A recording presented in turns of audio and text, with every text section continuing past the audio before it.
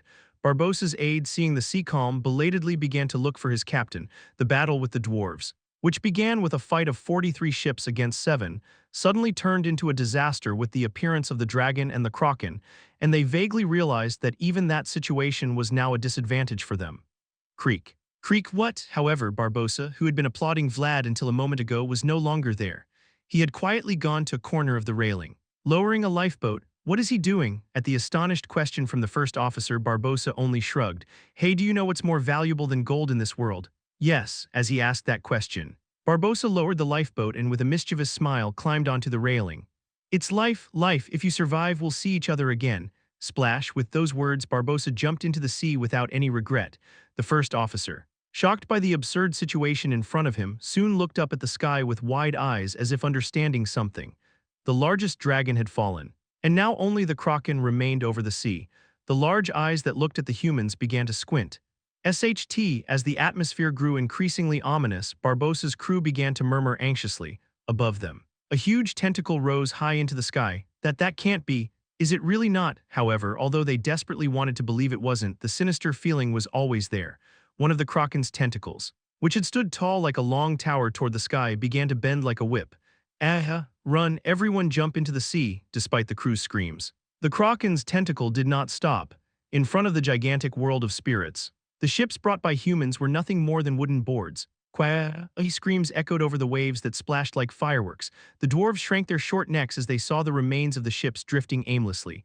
The sun rose over the horizon that Vlad had drawn for the dragon, leaving behind the tragic collapsed island of Lemnos. The sea, stained red with dragon blood, carried Barbossa's golden flag floating. In the sea with bright red waves stained with blood, Vlad, sitting on an uneven reef, was retching and had a pale expression. His head was spinning, and he had no strength in his hands. A feeling similar to when he had borrowed Kahano's strength. There's a problem with this. Vlad wiped the corner of his mouth and began to look at the sword that had just cut Leviathan. When he received the power of the fragment, he felt a sense of euphoria, but he also felt the aftermath was severe. Buzz, buzz, the World Tree sword was blue when he first held it, but now it was wrapped in silver metal. No. The one that should now be called Dragon Slayer because it contained a piece of dragon must have felt Vlad's eyes on it, so it began to hum and say something.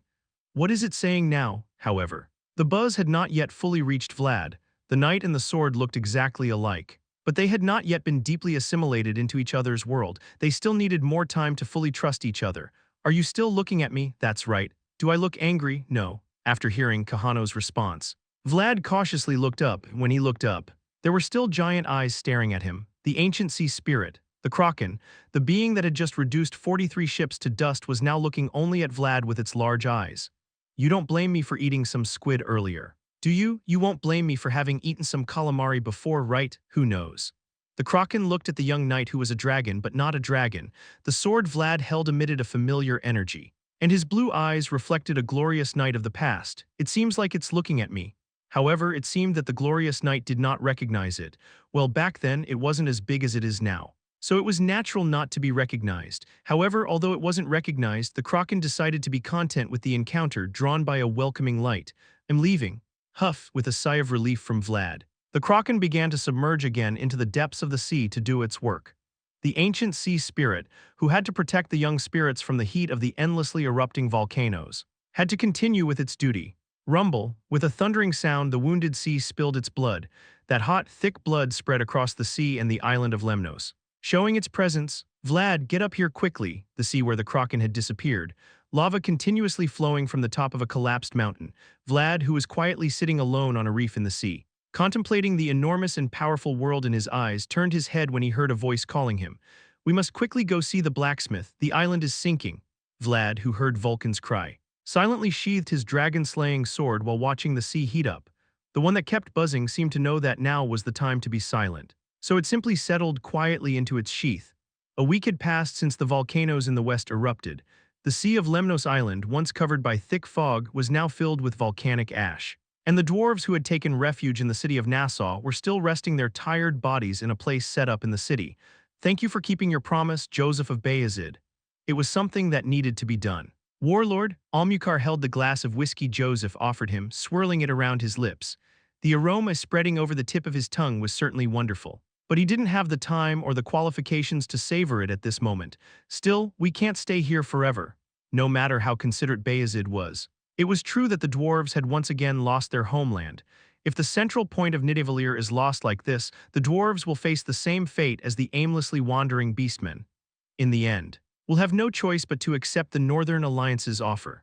With the whiskey glass on the table, Almucar let out a deep sigh. Surviving was a relief, but to continue living they would have to fight again. Almucar, who realized that the only alliance he could choose was the Northern Alliance, felt a bitter water welling up inside him. You won't regret that decision. Joseph, with his hands behind his back, was looking outside and saw a carriage approaching the mansion. Although the carriage was the common type in the north, the flag waving on it did not belong to the north. The last Ravnoma promised that if you help defeat Gaidar, the city of Torchia will be yours. Joseph, who confirmed that Charlotte Ravnoma had arrived at the mansion, looked at Almucar and raised his teacup. Torchia is a port city that originally belonged to Gaidar but was taken by the Golden Duke Barbossa. However, since Barbossa's whereabouts were still unknown, Torchia, without an owner, couldn't protect itself from anyone's attacks. I'd rather trust Bayezid than the illusory Ravnoma.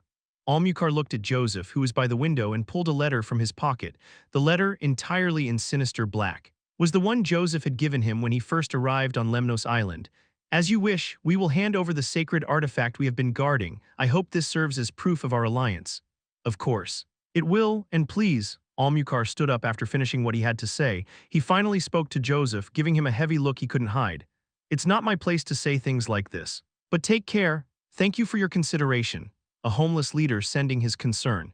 Joseph felt a bit bitter about the reality that even Almucar, who had a very busy future ahead, was sending his sincere concerns. But I still have to do it. Joseph slightly turned his head from the window and looked at the black letter on the desk. The letter, with its blasphemous symbols drawn on it, was filled with darkness that even the sunlight coming through the window couldn't illuminate. Clang, clang, somewhere in the port of Nassau City, though it was usually a remote and deserted alley. It was now crowded with people. Someone stepped on me. Get in line, weren't you behind me just a moment ago? That's why, who told you to lose your place? In front of the crowd of people arguing and fighting. There was a small building with a chimney that constantly belched smoke. In the past, it was just a rundown smithy that was falling apart. But now it had temporarily reopened under Joseph's instructions. Foo, the old man and the kid are having a hard time. Vlad clicked his tongue as he watched the young lizard constantly spitting fire at the old tall furnace. There was probably no one whose heart wouldn't break seeing him work so hard to help in any way possible. There's no other choice without a safe place. Even children have to do their part. However, Rukta, who was beside him, simply struck the metal silently as if he had no emotion. The old dwarf who had survived hardships as a slave was a man who knew well that even a child, no matter how small, had to do their part. So, why did you come here? I'm busy. I'm leaving. Rukta's eyebrows arched when he saw Vlad saying he was leaving with an indifferent voice. Where to? I don't know, I don't have a fixed destination, scratching his head. Vlad answered Rukta's question. There was work to be done, but he still couldn't decide where to go. But anyway, I have to go. Vlad is the one who promised to find Kahano's name. But now Kahano's name was split in half and wandering somewhere in the empire with a sinister darkness, so to fully fulfill the promise, he had to find the man who identified as Frossen. There are some things I still haven't repaid. And also for the memory of Justja, who died for him. Vlad would never forget the little canary that had tried to show him the way. Give me that. What? Your sword, idiot, give me the sword. Rukta extended his hand without even turning his head towards Vlad. Who said he was leaving? You said you couldn't fix it. That was before the knight who had protected them left. He wanted to do him one last favor. Rukta nodded while looking at the dragon-slaying sword carefully placed in his hand. It's different now. The sword that had found its desired form, the World Tree Sword, which wanted to share its owner's burden, took a piece of a sinister dragon and assumed its complete form. The young sword, which had only been standing on the world's border, had now fully merged into this world through Vlad. So Rukta's hammer would also be fully within its reach. Now I can sharpen the blade. Buzz, buzz, buzz. The flames emitted by the young lizard reached the sword that was crying. The heating process was not without pain. But the dragon slayer sword decided to endure it, because now it realized that to grow it needed this kind of cooling. Wait a bit, I'll do it quickly. Clang, clang, gathering the breath of the young spirit. The last dwarf blacksmith struck the sword, wishing that the sword he was forging for the knight who had protected them would become a little stronger. As Vlad watched that scene for some reason, the image of the old smithy in Sora came to mind. Feeling the heat of the smithy warming at the end of winter, Vlad simply sat there, not understanding, and watched the old furnace. Chapter 213 There is a Path in the Darkness Part 1. It was early in the morning just as the sun began to rise. Although it was the end of winter, the cold wind was still felt as Vlad contemplated the city of Nassau. It seems this incident was beneficial for Captain Harvin. Vlad silently shook his head when he heard Joseph's voice coming from beside him. Harvin won't see it that way. He always had a lot of affection for his ship. Really, well, he did seem to have a special attachment to his ship. The sea shimmered with the morning sun. A large ship was slowly leaving the port of Nassau, cutting through the crystal-clear waters. The galleon-class ship, said to be hard to find in the north, was the ship that Vlad and his crew had captured from Barbossa's men. At least it's a relief to have recovered the flag. Vlad silently spoke as he watched the ship slowly and lonely sail out to sea, although it lost its original form. Harvin's new ship could retain its name, as if to prove it. A flag with a red rose engraved on it waved from the highest point of the mast. It was the only trace Vlad took from the sinking Zemina. Where are you going now? Vlad opened his mouth while watching the new Zemina sail north. The work with the dwarves was done. Through this incident, Joseph got what he wanted, and Vlad was able to safely complete the contract he thought he couldn't fulfill. In other words, there were now no obligations or debts between Joseph and Vlad. I'm going to the central region. To be precise, I plan to meet with the lords in the northern border area. To the center, Joseph, who opened the carriage door, smiled at Vlad and answered, I no longer have support in the north, now I have to seek it elsewhere. I see. My final destination is the Count Oscar family, which is my maternal family. I'm sure they'll help me there. Joseph kept saying he would aspire to the position of head of Vayezid, but Vlad could only feel an unknown sentiment in his words. Unlike his fierce past, his smile had somehow become lighter. Vlad felt a sense of strangeness that was hard to explain in words due to the subtle change in attitude that only those who watched closely could recognize. What are you planning to do? Vlad was speechless for a moment at Joseph's question. He was sure of what he had to do, but he still had no idea where to go. They say dragons are dying. Yes, from the west, there are reports of their corpses scattered everywhere. Joseph shrugged and continued as if he knew all his worries. They say their remains are heading towards the center. After saying these last words, Joseph entered the carriage and poked his head out of the open window. If you want, I can lend you food for your horse and a place to camp on the way. Thanks you, but I can't offer you a place in my carriage. This one is much smaller than the previous one. It was no longer about settling debts, but about moving towards their respective destinations. Vlad followed Joseph's slowly moving carriage and grabbed Noir's reins. The son of the prairies, eager to depart, neighed loudly. He seems to be doing well. He's always been clear about what he wants. Joseph silently looked out the window as Jaeger, who was sitting across from him, spoke. The winter road was still icy, however. The spirit of spring would soon be felt. Still, unlike before, it seems you've gained a bit more common sense. However, Joseph, who until then hadn't been able to withstand the cold, carefully opened the box given to him by the dwarves. Inside was an ancient tea set, clearly made by an artisan, although the cups seemed too delicate to use. Joseph took them without hesitation and began to brew tea. I'm glad to see you learned well. The Zemina ship, Vlad and Joseph. Nassau was a city where those who were supposed to be there were now leaving, there in the depths of the sea. Silver waves were moving along the ship heading north. The deep places where humans dared not approach were filled with squids heading north in search of cooler nests. People were lined up along the richly decorated hall. The red carpet on the floor was adorned with gold threads, and the white marble walls were decorated with all kinds of jewels and colorful flowers. In the end, I have to accept it. The faces of the gathered people were as wonderful as the appearance of the magnificent banquet hall, nobles, royalty, and honorable knights. But on the face of Prince Armand, the highest-ranking person present, there was a shadow he couldn't erase. From the day the empire was founded until now, I have been thinking about how to thank Duke Sarnas for fulfilling his duty so well. The first to speak was a young boy who still seemed to have the soft skin of youth. However, atop the boy's head was a heavy crown that seemed difficult for someone his age to bear. Therefore, I have decided that Duke Sarnas, who has been more loyal than anyone in the Empire's history, deserves a worthy reward. The words he spoke were fluent, as if he had practiced them, but his voice constantly trembled. Perhaps the young emperor felt overwhelmed by the aura of the man kneeling before him. Rise. Duke Sarnas, in the name of the emperor, I present you this box as a token of my gratitude. Following the young emperor's instructions, servants brought out strange-looking boxes. The box, which resembled a coffin, was tightly bound with silver chains. "This is too much for me, your majesty." The man kneeling before the emperor had bright blonde hair. "I fear repeating past mistakes." His eyes, raised towards the emperor, were bluer than any jewel in the hall. "But if this is another obligation the empire imposes on me, I will gladly accept it." However, when he finally stood up, his presence was greater than anyone else's here, even more than the young emperor standing before him. This piece is now yours, Duke Sarnas, the oldest dragon." Sarnas Dragulia, the man extended his hand towards the box that had been split by the founding king and guarded by princes throughout generations. "Thank you, your majesty." Prince Armen looked away as Sarnas extended his hand towards the most perfect piece. His blue eyes shone. Until recently they were human eyes, but now they were vertically narrowed. What he had been waiting for a long time was now before his eyes. It doesn't seem like the typical basement of a duchy. The humidity in the air was thick, the stone spiral staircase was slippery, and the air grew colder as he descended, making the hair on the back of his neck stand up. Was it necessary to make it this deep? In the capital Brigantes, there was a mansion with a shadow as dark as the passage of time. The carvings here and there were beautiful, but it was a somewhat gloomy place, and perhaps due to the direction it was built. It was a mansion that generally did not receive much sunlight, the mansion of Duke Dragulia. Bishop Pedro, who was secretly lurking around the uninhabited mansion, lit the stairs with a torch. "I can't even see the end." The only thing the torchlight revealed was a darkness so dense it seemed impossible to penetrate. At the foot of the stairs there was only darkness, so deep that not even a devout servant of God could estimate its reach. Crack, after descending the seemingly endless stairs and finally reaching the floor, Pedro couldn't hide his nervous expression when he heard the dull sound under his toes.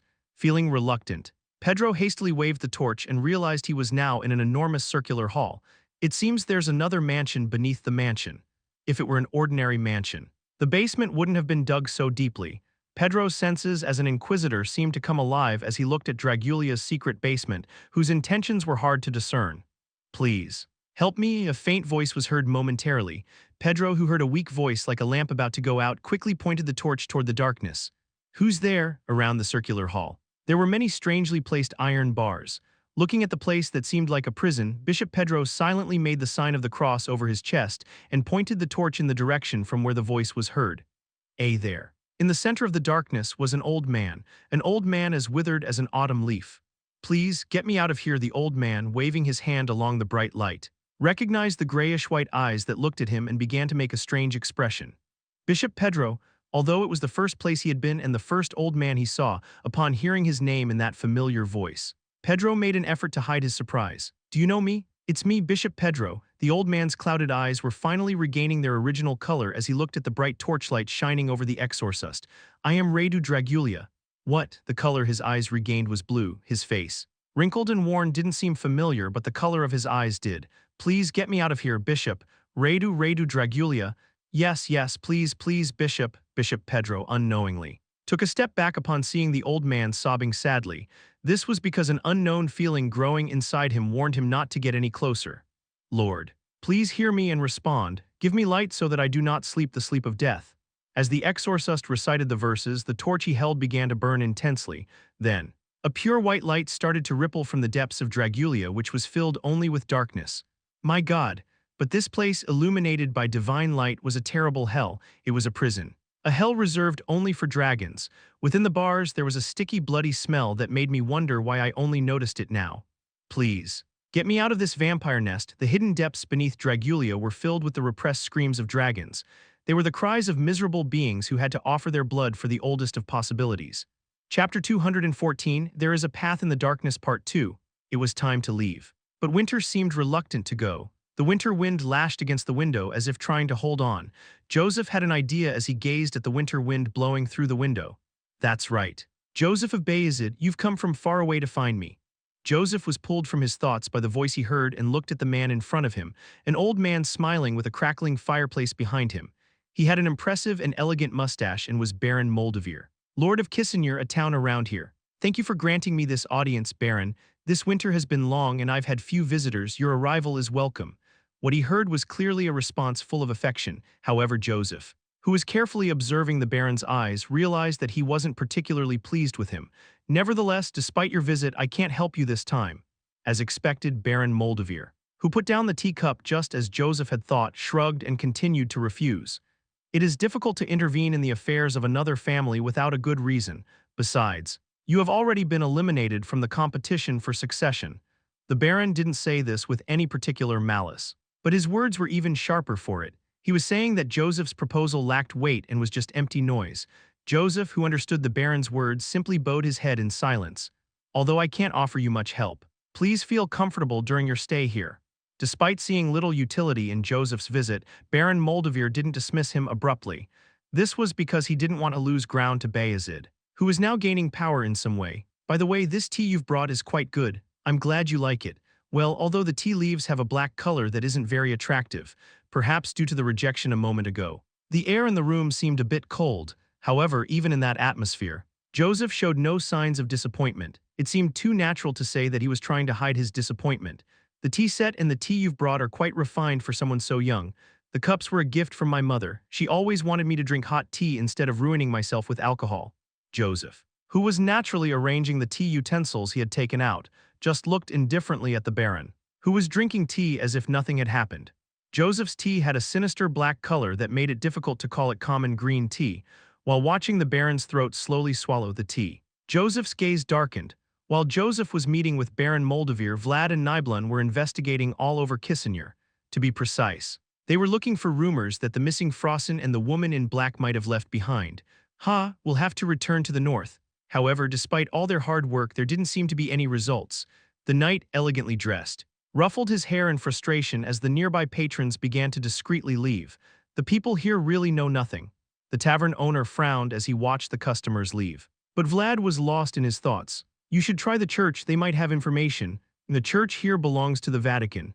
Vlad tapped on his left breastplate as if to check something. Vlad touched his left breastplate, clearly showing the inscription that the Pope of the Northern Orthodox Church had engraved. They probably hate me more than they hate you, Beastman. Oh, that's not good. In the north, it might have been an honorable phrase. But in the central region, where the Vatican's power was strong, it was simply evidence of heresy. Since there was nowhere to seek help, Vlad tried to do it himself. But the results he achieved were minimal. But the way you eat seems very natural, doesn't it? Vlad's expression began to darken as he watched Nibelun carelessly biting the skewer in front of him. Even the shop owner had an expression that made him shudder. But Nibelun simply offered another skewer to Vlad as if nothing had happened. We need to find him quickly. Dragons keep dying in the west, which is a bad omen. That's right. As Vlad listened to Nibelun, he thought of Frossen, who had a strange obsession with dragons, and with him, the woman in black who was spreading fog in the city of Mashium. I hope we can stop him before something happens again. Bringing down evil beings was a natural duty for knights. But Vlad had a somewhat more special motivation. Frossen is connected to Kahano, and from the mist-filled village to the black-clad woman who had long been entangled in a bad relationship, the continuous appearance of these enemies made him feel an unavoidable obligation. It's a pleasure to see you again. Vlad, was it because he was lost in worry? Vlad was startled by the sudden voice. Apparently he hadn't noticed anything until now. But now a man was sitting next to Vlad. Lord Marcus, I don't know what you're so focused on, a man with scars all over his face. Marcus, who gave a new name every time they met, took a skewer in front of him and looked at Vlad. How did you get here? I had some business to attend to.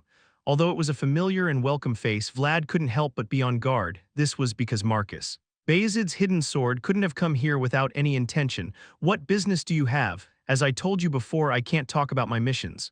Are you here for Lord Joseph? Marcus didn't respond. Just looked at the skewer Vlad was holding. How is Lord Joseph? You should know better than I do. Joseph has the right to succession. But he had been eliminated from the competition to be head of the family.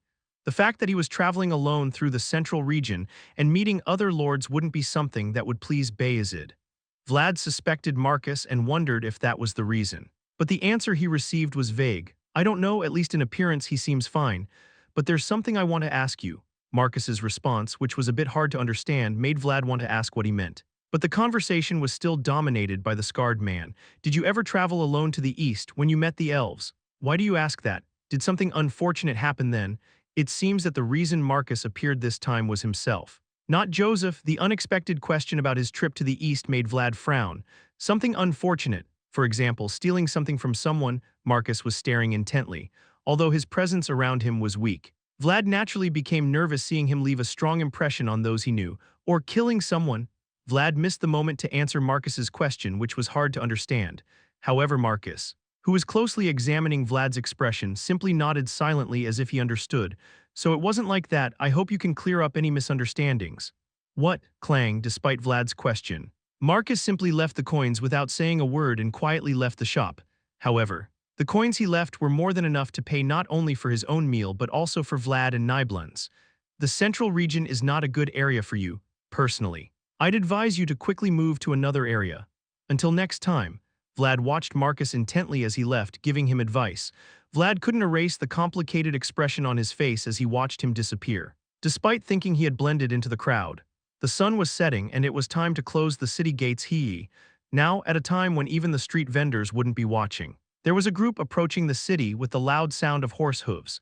The gatekeepers of Kissinger began to get very nervous upon seeing them arrive. Clad in gleaming armor and riding sturdy-looking horses. Stop, identify yourselves. The captain of the guard, following his duty, halted the riders, but upon seeing the banner they carried, he turned pale, the black flag with a descending white lightning bolt. Not only the guard commander but also the surrounding guards quickly raised their hands and began to salute at the simple yet powerful design of the banner. Welcome to our city.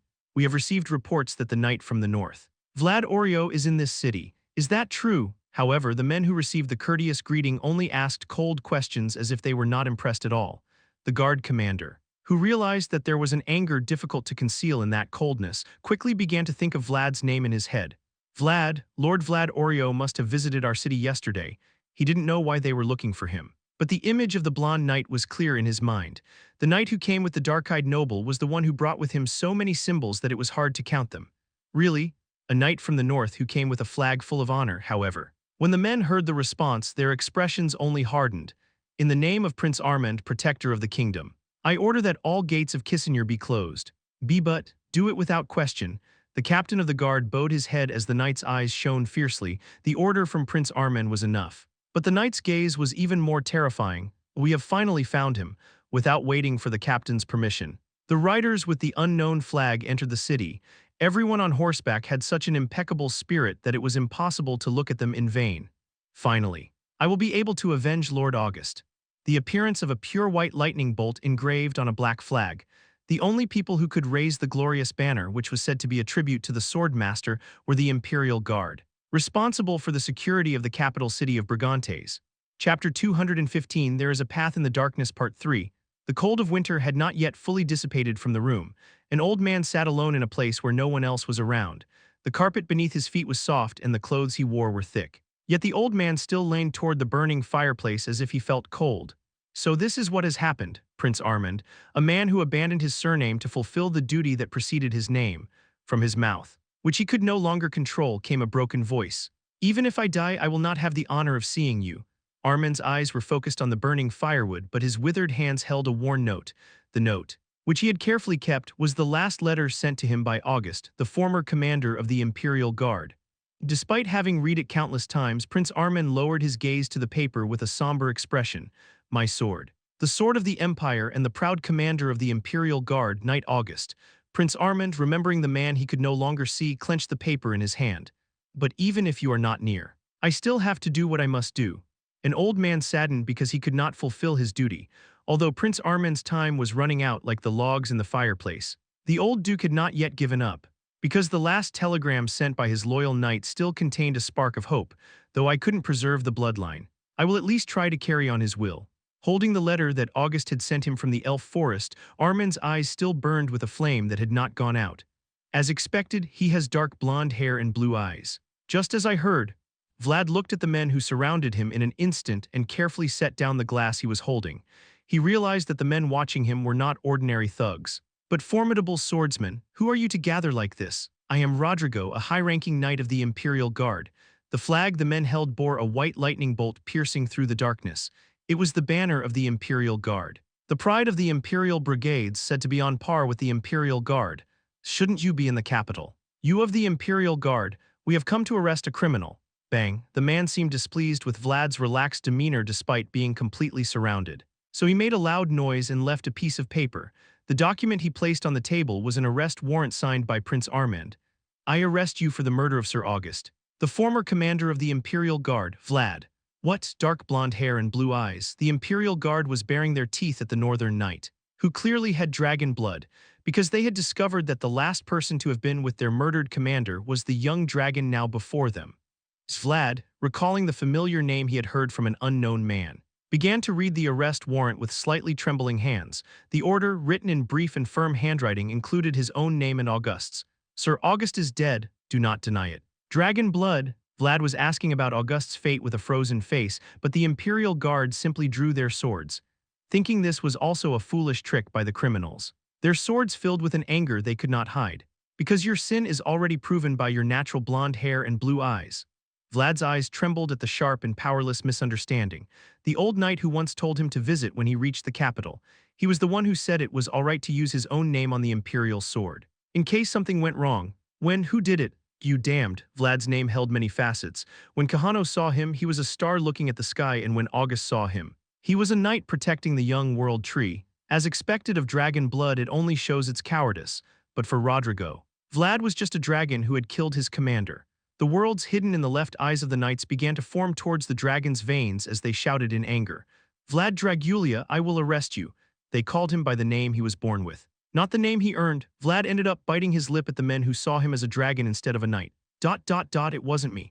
Vlad knew that the misunderstanding was already tangled like a ball of thread and that he was trapped in a snare. "I did not kill Sir August." That is why he had to prove his innocence to these knights, that he was not a dragon and had not killed their commander. With those words, Vlad slowly rose and drew his sword. The world of Vlad, who tried to prove his innocence, was a golden light that shone with pride. Baron Moldavir and Joseph were startled by the loud noise coming from the center of the city. The sound was so loud that it made the teacup in their hands tremble. "What was that? What is happening?" At the sudden noise, Baron Moldavir quickly rose from his seat and ran to the window. The changing political situation in the center made him fear that a war had broken out in his territory. What the hell is this? However, the city walls were calm. There was only a cloud of dust rising from the center of the market in the distance. Joseph recognized the familiar golden flash in the pale dust and silently set down the teacup he was holding. "Damn it, filthy rat, you already knew." The knights rolled amidst the walls that exploded noisily. The ones who hadn't revealed themselves earlier were the Imperial Guards blocking the escape routes outside the building. A total of 6. There were 4 knights surrounding Vlad inside the bar, but in reality, there were 6 in total, including the knights waiting outside the building. Vlad, who had discovered their location while they held their breath thanks to his sensitive hearing, deliberately cornered Rodrigo and destroyed the wall they were standing on, causing confusion. "Lord Vlad, stay still." Although Nibelung was hastily packing his backpack, Vlad couldn't accept his help this time. "I'll handle it myself," though it was just a messy marketplace. The place where Vlad stood now was no different from a courtroom. "The only judge who can prove my innocence threw the knights before me. To prove his innocence, he would have to persuade them with his sword." Clang. "Do you intend to prove your innocence with such tricks, Vlad Dragulia?" However, the process of trying to prove my worth was never an easy path. As it always was, the anger he had seen before flared up from Rodrigo's burning left eye. Everything stemmed from a misunderstanding. But at least his anger was justified. "Did you ask how Sir August died?" Rodrigo's world was formed by iron chains. His sword began to gradually extend along Rodrigo's world, which held the color of cold iron.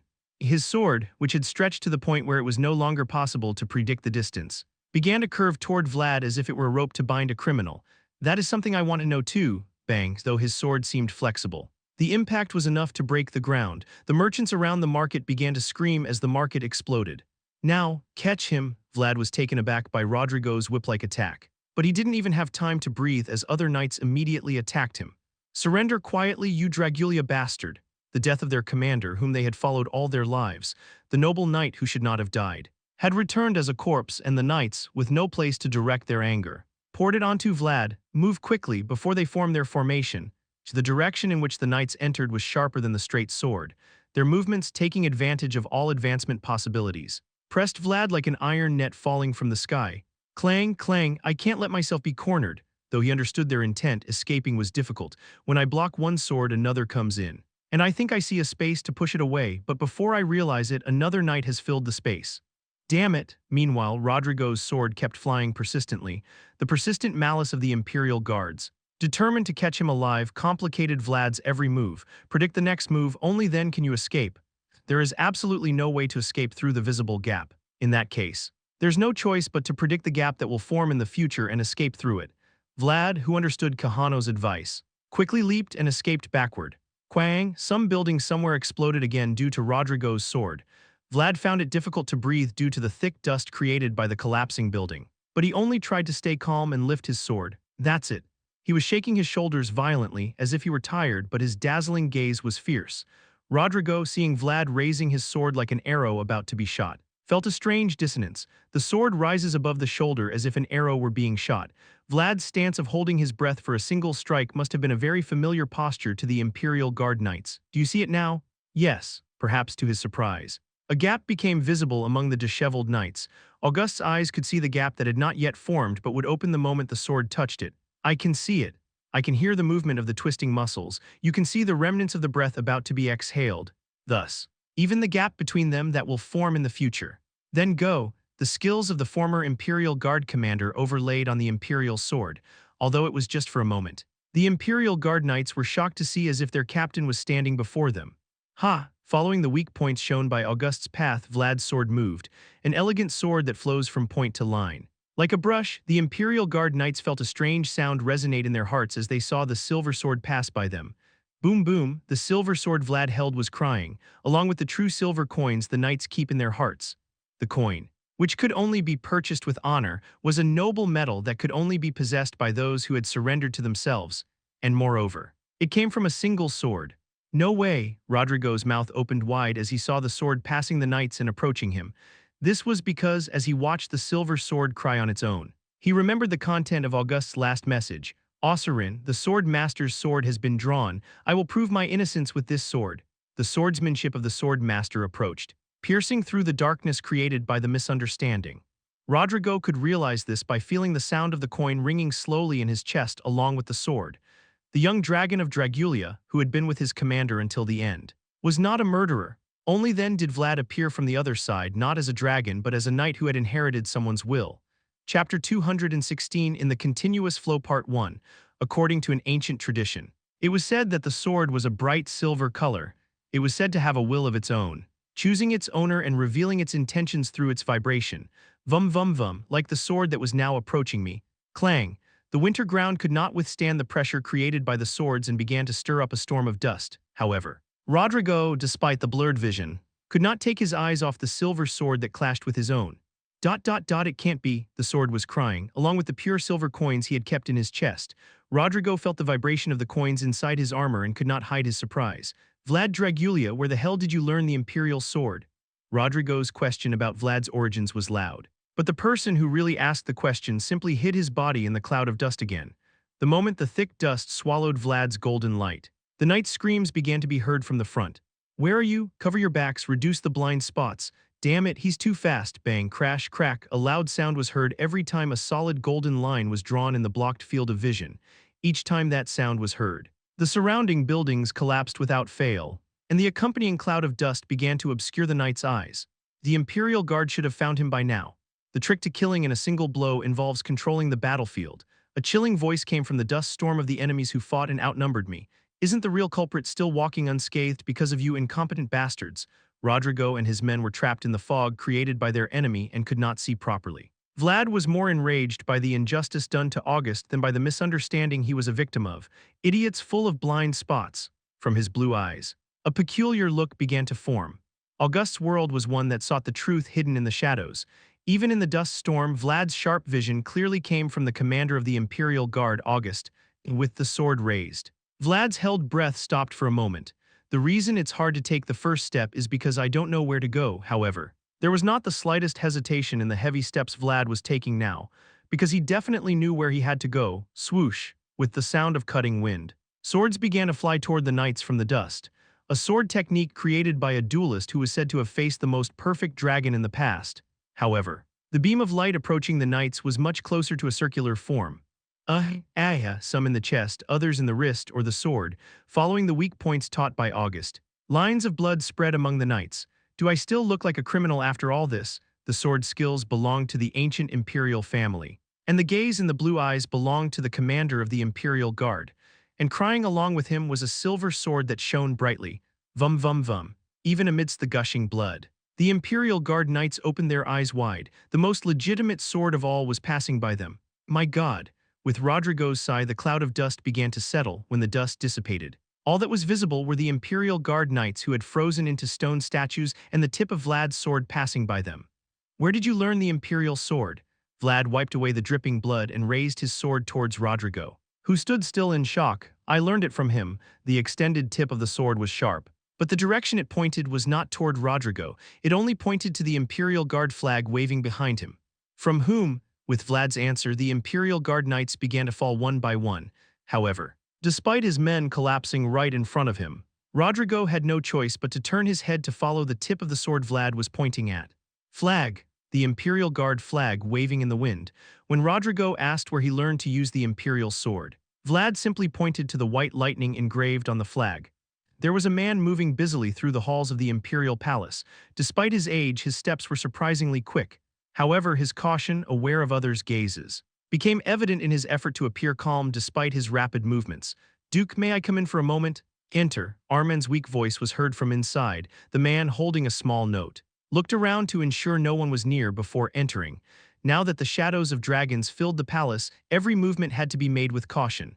"The report from Sir Rodrigo, who was sent on a mission, has arrived." Perhaps because he tried to hide it while walking, the man's voice trembled slightly as he entered the room. "Here." "Yes." Armand probably could have heard the sound of his followers' labored breathing, but at that moment, Armand was simply staring at the fireplace light, tilting his head helplessly like a dying candle. "Did he say he avenged August?" "Duke, that's not the news." Armand's magician, who had run there, placed a note in Armand's cold hands. "We found it, Duke." "What?" Armand was slowly dying like a cooling wick, but he opened the note he held when he saw the man's eyes looking at him. His hands trembled not from old age but from surprise. The note Armand received was the same size as the note sent by August, the commander of the Imperial Guard. This now, the noble bloodline of the Empire had been broken, and the dragon's fragment had been stolen by the oldest dragon. That's why Armand's life had no meaning. But the note he held now told him to burn the last flame within him. The white lightning continues. No one in the Imperial Palace knew about the end of the founder, Kahano Frossen, because in his last moment, he had removed the crown and left the palace with a silver sword. With the silver sword he carried, oh, from his aged body, uncontrollable joy emanated. Rodrigo's note was the news Armand had been anxiously waiting for. Almost losing hope of receiving, fearing that his shout of joy would be heard outside, Armand quickly bit his sleeve. The sigh between his clenched lips slightly warmed his cooling heart. Come closer." "Yes." Duke, Armand's trusted man, gladly heeded his careful call. This was because Armand's eyes, which had regained their vitality, suddenly shone. "Gather my knights slowly, as quietly as possible, without Sarnis knowing." "Understood." Duke, Armand, who saw the follower nod and leave the room, quickly threw the two notes he held into the fireplace. They were all the same size, but one was wrinkled, probably because it had been kept for a long time. "Thank you." August, it was a note he had been holding to remember his knight who had been with him for a long time, but it was no longer needed, because his will conveyed by August was clearly received. "Thanks to you, I can continue." It is said that the Imperial pact that bound the oldest dragon was maintained in two ways, one through blood, the other through will. August, despite being defeated by the blood dragon, never forgot his duty to the Empire until the very last moment. SHT, bang, it wouldn't be an illusion that the faint sounds of an animal were mixed with the voice shouting in exasperation. Mercia watched as the table slowly split and quickly grabbed the wine glass that was on it. "That's why you can't trust those damn pirates." The letter, thrown with disdain, had an adorned golden seal. Depending on one's taste, the seal might seem overly ornate, but it was clearly imbued with arrogance. "The dragon piece that was supposed to be delivered to you has been stolen by someone named Vlad. Perhaps his valiant lineage explains how he managed to defeat the great dragon so easily. To top it off, you give the piece to someone with dragon blood." Perhaps due to his rejuvenated appearance, the fury of the blood dragon was palpable. The movements of the blood dragon, unable to contain his rage, were filled with boiling heat. "I was content with obtaining the one from the Empire, and now this one from the South is causing me problems." The barely visible tattoos on Sarnis' chest were clearly visible through his unbuttoned shirt. Looking at the thorn-shaped tattoo encircling his neck, Mercia silently picked up the fallen letter. "So now the only pieces left are the two from the north." Sarnis walked towards the window, turned his back, and began to stare at the northern land in the distance. "You broke it into very small pieces, founding king." Sarnis, looking out the window, thought of the most perfect dragon that had fallen under the Silver Knight so many years ago, and even the image of Kahano, covered in blood, tearing the most perfect heart that still beat into 5 pieces. Sarnis, the oldest dragon, witnessed that legendary moment along with the Knights of the Swordmaster and is the only living witness. What do you think, Mercia? Do you still long for your father's arms? I don't know.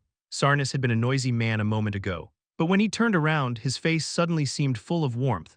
Mercia could only bow her head as she looked at her father, who had many facets as the years passed. I was curious about what it would be like to plant seeds in the mud to see what possibilities would arise, and look what has grown. Surviving longer means having consumed a lot, Sarnas, who had dreamed of the most perfect possibility while harvesting the seeds he had planted, realized that now was the time to make his own decision. We will attack the north, gather the lords, understood. And also, Sarnas' finger pointed to the wine glass Mercia was holding. Bring me another glass. A fine glass containing bright red wine. The glass Mercia looked at was full of red drops that had not yet been drunk. Yes, leaving the room. Mercia walked down a familiar hallway and opened the hidden door to the basement. The smell of dragons floated along with the damp air.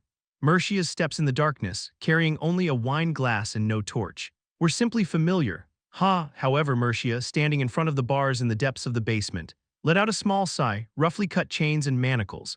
The place where the wine barrel with red hair should have been only showed signs that someone had been there and left. Chapter 217 in the continuous flow part 2. It was early in the morning, in the distance. The sky near the horizon was tinged yellow with the rising sun, but the sky above was still shrouded in darkness. Inside a swaying carriage, Joseph was scribbling with a pen. The palm-sized notebook he held was filled with carefully written letters. And the pen he had just passed over had drawn a name that had been written there. Baron Moldavir is out. A thick black vertical line was drawn where Joseph's pen passed. It wasn't clear what that line meant. But Joseph's notebook was full of names of nobles crossed out in a similar manner. I wanted to talk a bit more with him, it's a shame. There was no other choice. Jaeger, who was sitting across from Joseph, clicked his tongue in disappointment and opened his mouth. Vlad practically wrecked the Kissinger market. No wonder Baron Moldavir got furious and threw us out. At the end of Jaeger's gaze, as if asking him to take a look, was Vlad silently following behind the carriage. Vlad, mounted on a fiercely tempered black horse, smiled awkwardly when he noticed Joseph's gaze. I suppose I would have thrown him out too if I were the Baron. However, Joseph's dark eyes were not on Vlad. He was only observing the knights following him with a banner held high. The Imperial Guard, the black banner with a distinctive white lightning bolt, although its prestige had diminished compared to before. The Imperial Guard, responsible for the security of the imperial capital, was still one of the knightly bodies envied by knights across the continent. You have quite an impressive banner behind you now. Vlad, Joseph smiled cheerfully at the sight of Vlad following the flames rising from behind. Although the journey was bleak, the new wind brought by Vlad seemed to ease Joseph's tension a bit. They say the successor of the Vayezid family is already decided and will be Rudiger. Well, I had already investigated your special relationship with Joseph Vayezid. An unwelcome voice sounded behind him as he walked silently. The voice belonged to the man who had been following Vlad since the city of Kissinger. Why the hell are you still following me? As soon as he heard the noise of the carriage window in front of him, Vlad immediately turned around and began to growl. I told you to find the real culprit behind Lord August's death. For other knights, encountering the Imperial Guard would be an honor, but for Vlad, these men were not welcome. Not only had they accused him of being a criminal, but they had also caused his expulsion from Kissinger. I'm looking for you now. I told you it wasn't me. I know. But the investigation procedure is like this. Rodrigo, who was once full of fury, now showed himself as a cunning investigator. You were the last witness to be with Lord August, at the very least. I have to hear your testimony to make it right.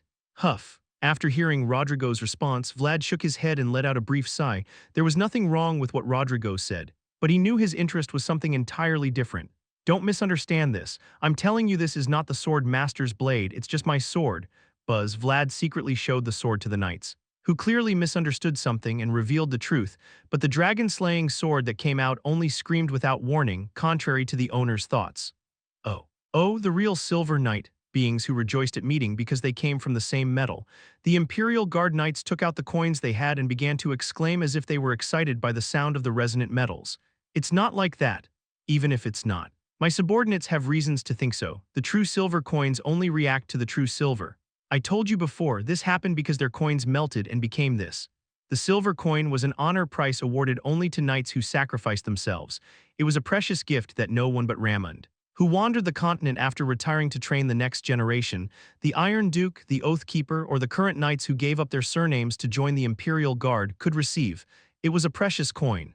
No. These coins cannot melt, Lord Vlad, because it was such a rare coin. Vlad had no choice but to not know its inner history, nor how absurd his words sounded. True silver is an immutable metal, it doesn't rust or break under pressure.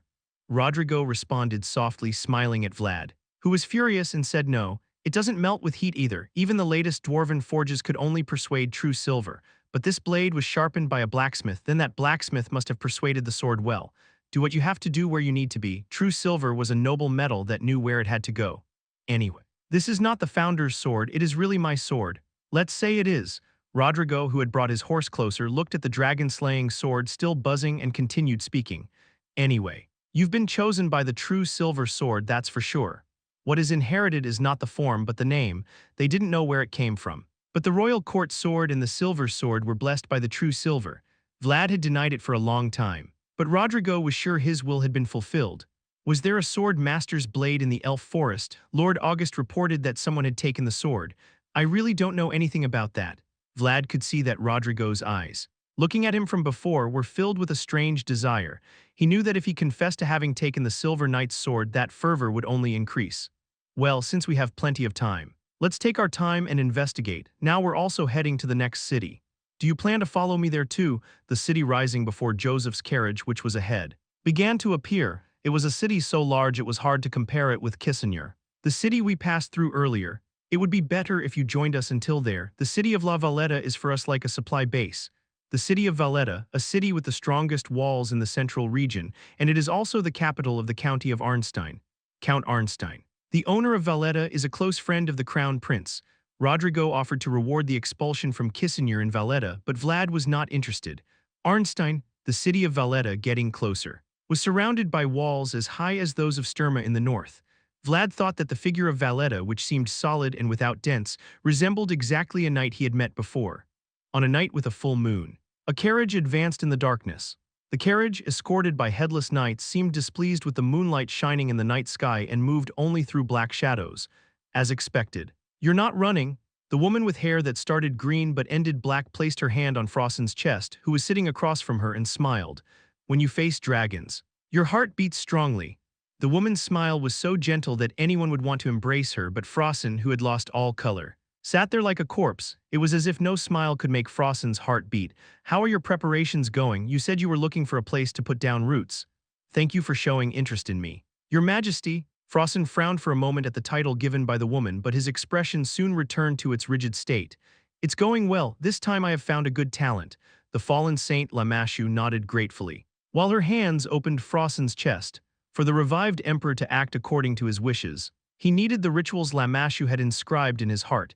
Is it someone trustworthy? I don't know if they are trustworthy. Following her fingers that moved fluidly, red flakes began to flow over the blackened bloodstains.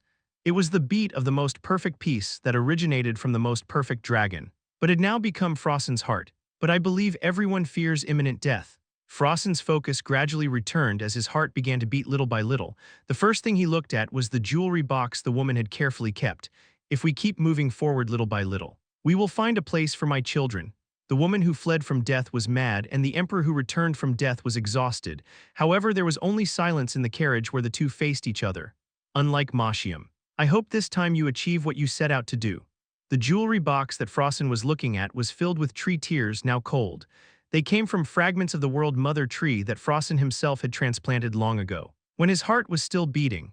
Only then will I be able to complete what I want to do, for a world where children could laugh, without the pain and agony caused by adults, for a world where possibility was not crushed by the most perfect dragon.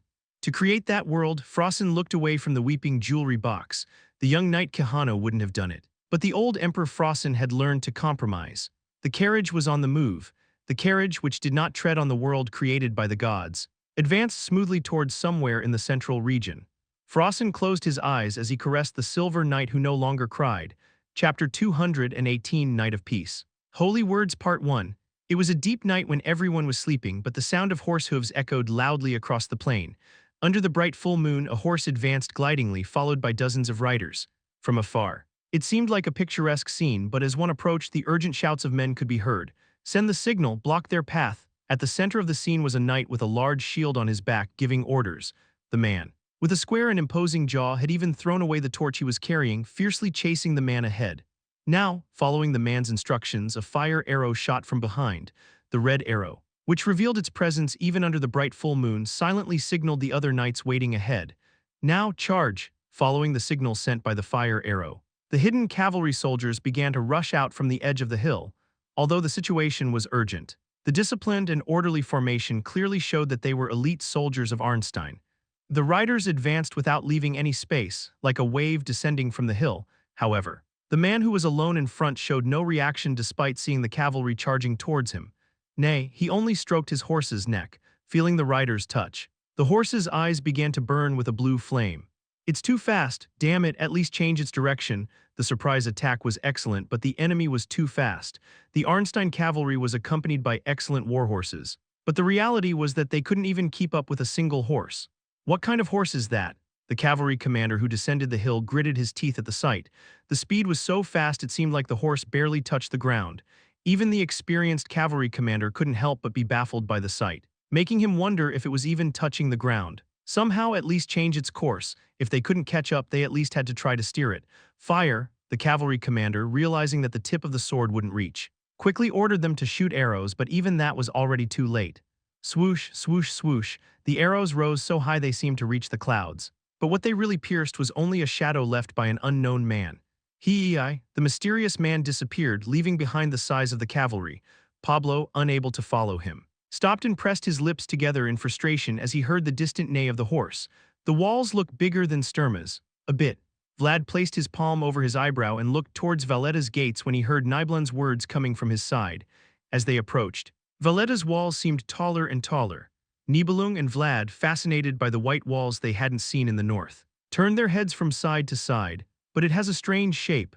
Valletta's walls were not only solid but also had an elegant and refined shape. Each brick seemed to be in perfect balance. After placing the bricks, they joined the joints with mortar. That's why it has this elegant shape. Vlad nodded at Nibelung's words beside him.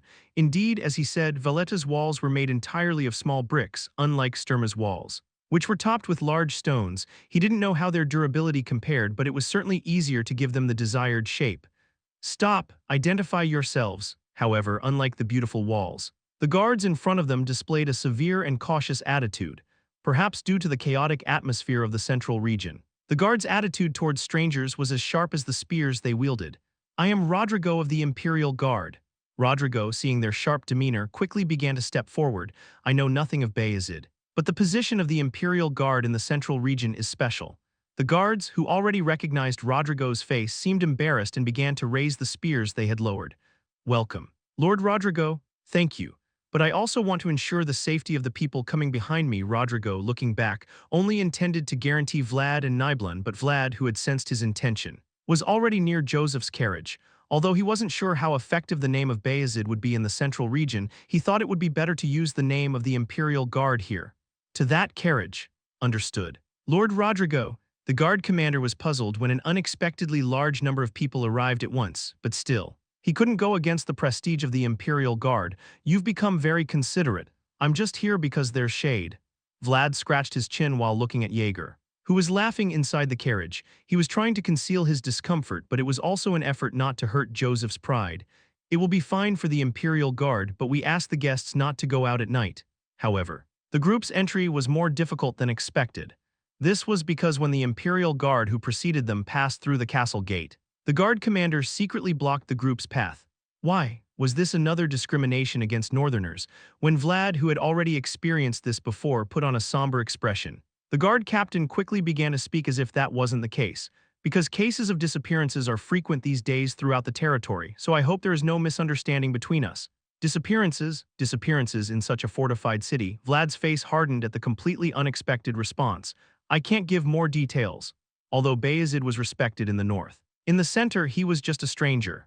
Furthermore, now that the structure had become more complicated due to the Northern Union, it would have been difficult to hear the internal circumstances of the territory. Please. Enter. Valletta welcomes you. From afar, the city of Valletta seemed large and elegant, but upon entering, a sense of unease enveloped them. Welcome to Valletta. Joseph of Vayezid. It was a space filled with the smell of old books, in a place that looked more like a library than an office. An old man observed the group, and Vlad of Sora. He was an elderly man who seemed more like a scholar than a lord governing a territory. However, the reason why his appearance did not seem weak was probably due to the intense eyes visible behind his low glasses. I regret not addressing you as Sir Vlad Oreo. No problem, Count. Call me as you wish. As you know, the name Vlad of Sora is more familiar to me. Count Arnstein looked at Vlad and smiled as if he was happy to see him, although they had never met. Count Arnstein and Vlad already had a relationship. The name Vlad of Sora was an honor earned by the knight Pablo. So the Count's gaze towards Vlad was filled with satisfaction. The honor of my knight is my honor. It is a pleasure to see that proof. The Count's attention was more focused on Vlad than on Joseph standing before him. They may be the lords of the northern border area. But Count Arnstein, the leader of the central region, was someone who did not need to worry about Vayezid. I feel the cold breeze of the north on your shoulders. What brings you to seek me from so far away? Although he was older. His bright eyes were already full of curiosity. Vlad looked him in the eyes and thought that the Count and Nibelun would get along well. It is an honor to meet you. Count, the reason for my visit is, having been eliminated from the competition for leadership, Joseph was seeking support. Joseph tried to capture attention by even mentioning the name of his mother's family, the Oscar family. But the Count's gaze on him had already turned cold. More than a look of disgust, it was a look indicating that his interest had waned. We will talk about that later, although it seemed to leave a possibility. It was a polite way of rejection in the language of the nobles. Do you also come with the same intention? Joseph did not feel particularly disappointed by the Count's gaze that passed by him. As if he had expected that to happen, he only looked at Vlad beside him and nodded as if telling him to hurry up and speak. I have been following the dragon deaths, Count, for Vlad. Dealing with nobles was always difficult, especially in front of a great man like Count Arnstein. However, Vlad did not seem to feel as much pressure as before. Perhaps because Joseph was by his side, and even the evil beings that accompany that death. Oh, Vlad continued speaking as the Count wanted and to achieve what he wanted. He chose only words that would arouse the greatest interest of the Count, and the Count's cold eyes began to shine again as if the choice was the right one. I did not expect much. But you bring interesting news. Visitors from afar were always welcomed for the fresh news they brought, following sinister entities, and if the news the guest brought was related to something that had been bothering him, it would be perfect for the host. Let's talk about it during dinner. Vlad might not have known, but in the world of nobles, inviting them to dine together was the best greeting a host could give a guest. But there is something I want to ask. Tell me. Count, and the hidden meaning of inviting a guest to dinner was that the host wanted something special from him. I have heard that the horses from the north are excellent. Are yours like that? Vlad was momentarily puzzled by the Count's unexpected question, although the Count had a clear intention. To Vlad it was a question without context. Horses? Yes, horses. The Count's glasses gleamed white as he looked at Vlad. I want to know if the horses you brought are as fast as they say, Vlad of Sora. An honorable name given by his knight Pablo. The Count expected that the northern knight Vlad of Sora not only brought good news but also a solution to the current problem.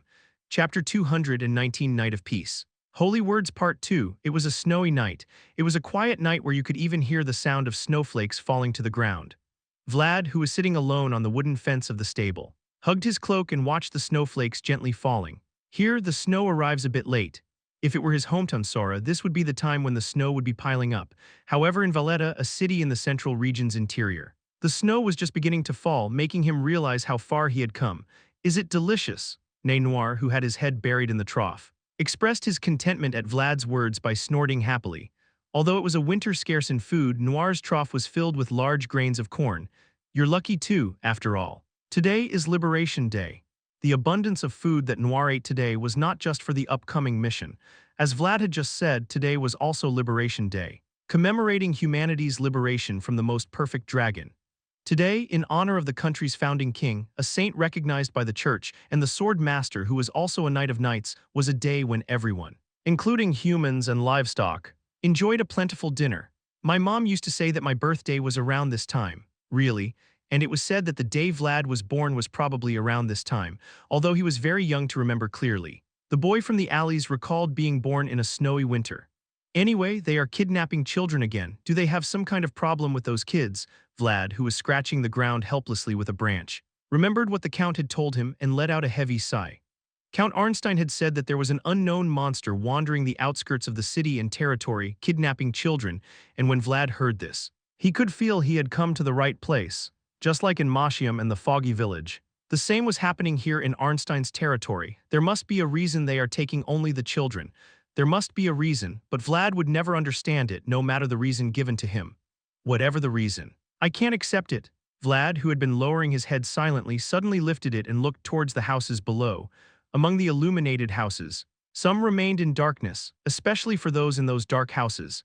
It was a day when everyone should be happy, but there were people who would be even sadder because it was such a day. Vlad, who knew their feelings well, patted Noir's back and exhaled a deep, silent sigh.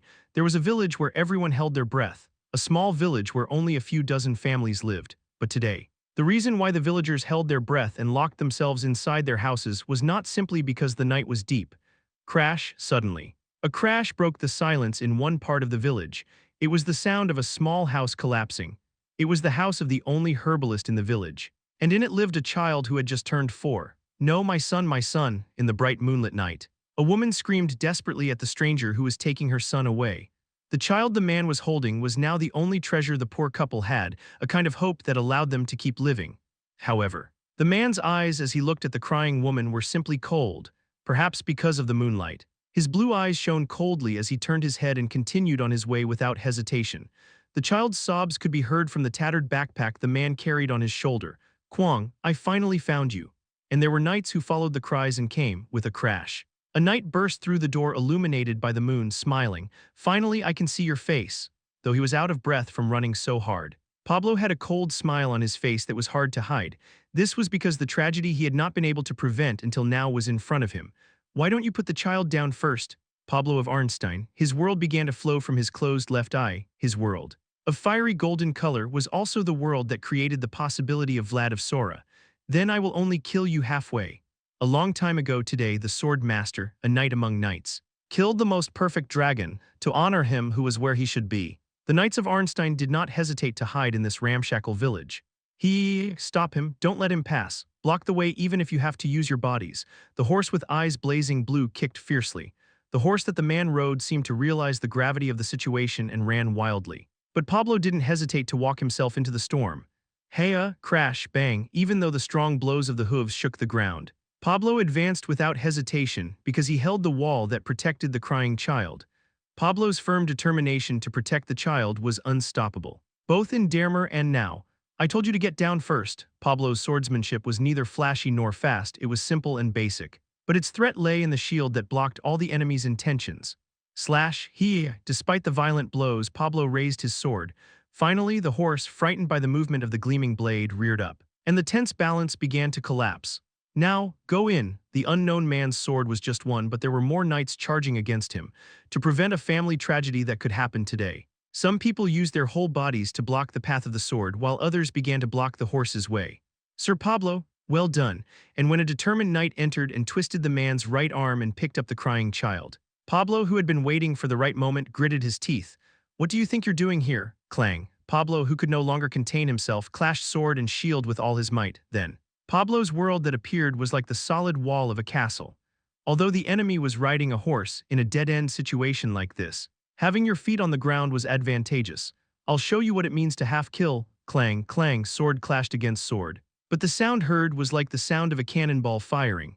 Although Pablo was fighting an opponent on horseback, it would have been more advantageous for him to be on the ground in a situation like now where there was no way to disperse. "Only halfway, you said, despite the danger." The mysterious man remained calm. "Do we have such vain threats?" "What?" Pablo sensed a sinister signal in the man's words. "We." The mysterious man who had been acting alone, however. The people emerging from the darkness with laughter were clearly not just one but many. "Not only you can set traps."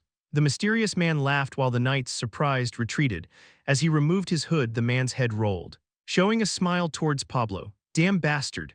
Under the clouds that obscured the moon, unidentified men began to arrive running.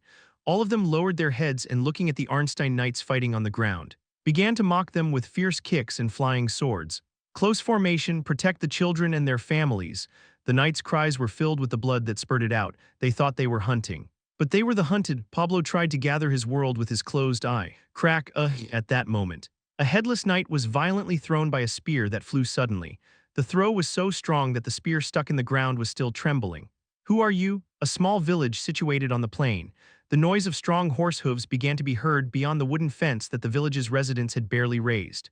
The Arnstein banner, the Imperial Guard banner, and even the Northern banner, which was small but had numerous patterns embedded in it.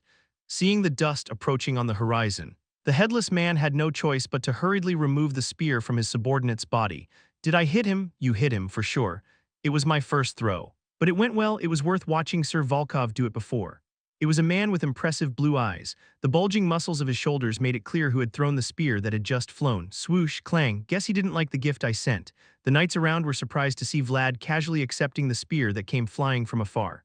Although he was showing the most impressive powers, the senses of the dragon's blood simply accepted even the current situation as if it were natural. The enemies are escaping. Damn it, don't let them escape.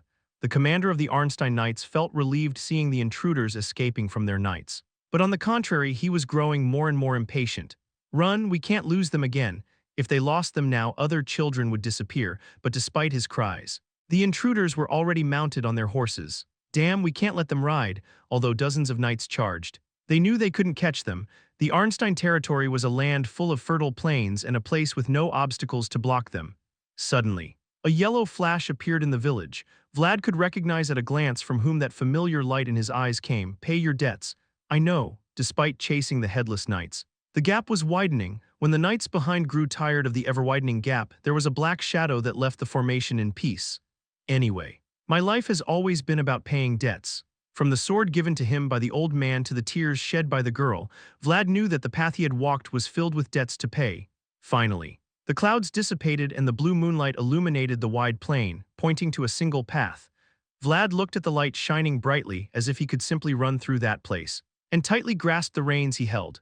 Let's go, he, a son of the prairie who inherited the lineage of the unicorn, the horns of Noir gradually rising through the worlds they encounter, began to pass through the banners of the central region. That the commander of Arnstein and Rodrigo were stunned by the speed. Do we know each other? The headless knights were astonished to see Vlad like this, although they had escaped death. They couldn't help but retreat before the horse with the shining horn. I can't know if we know each other without heads. I am Vlad of Sora. The heartbeat he heard was similar to that of those without color. The aroma of tea floating in the wind was similar to what the woman in black usually drank, but the smile he gave was chilling. Different from hers, I came in place of Pablo of Arnstein, whom you defeated. The sword was crying. Now it's his turn to use the sword to kill the roaring dragon. Go find your lost heads. He hoped tonight would be a quiet night where no one cried. Vlad, who had his eyes set on the darkened windows, wielded his sword and sincerely hoped that would happen. He believed that only then would he receive his just reward.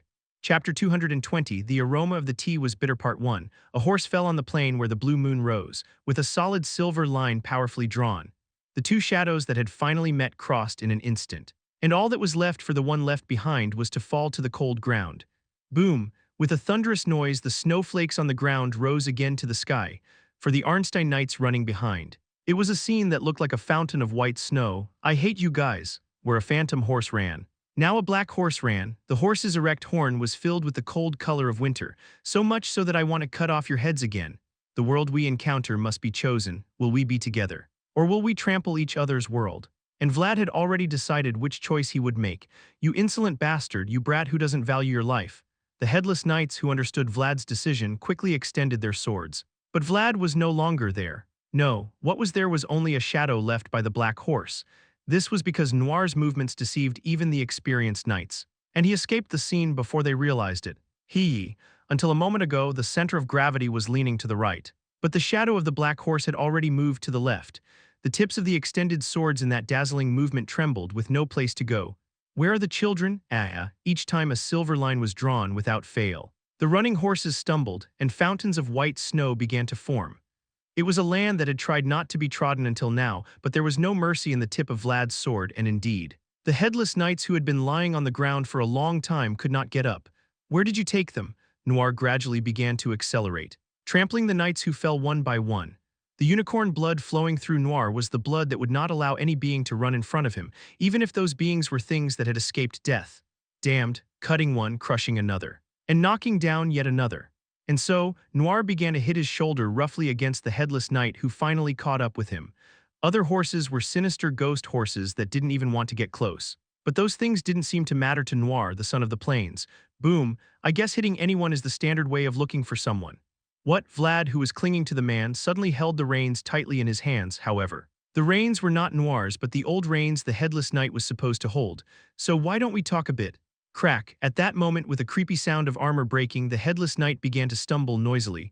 However, the stumble was not caused by the sword piercing the body, but by Vlad's movements, which were very heavy.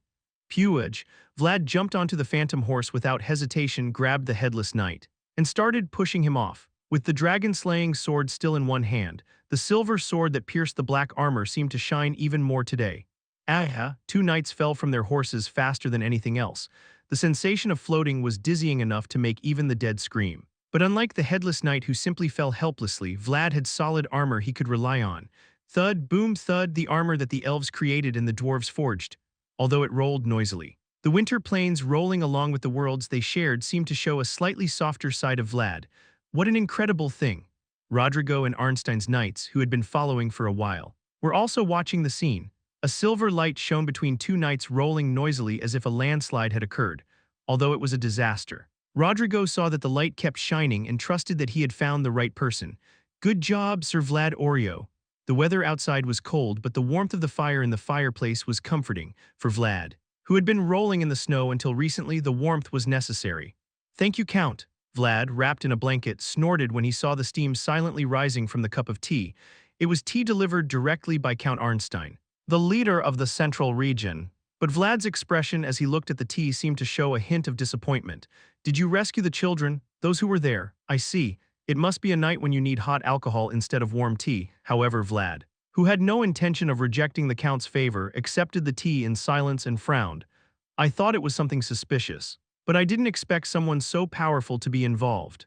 The Count's expression as he drank his cup of tea was full of worry that he couldn't hide. That's because there were many headless knights who fell. But the only one left was pierced by Vlad's sword. The other men had already fallen into the black circle and disappeared without a trace. Just like in the previous village full of fog. It's a pretty curious sword. My wizard assumes that your sword has caused these phenomena. Is that so? Count Arnstein was making a strange expression as he looked at the silver sword Vlad held. Rodrigo hasn't told him yet. But if he discovers that Vlad's sword is believed to belong to the Silver Knight, his attitude would change.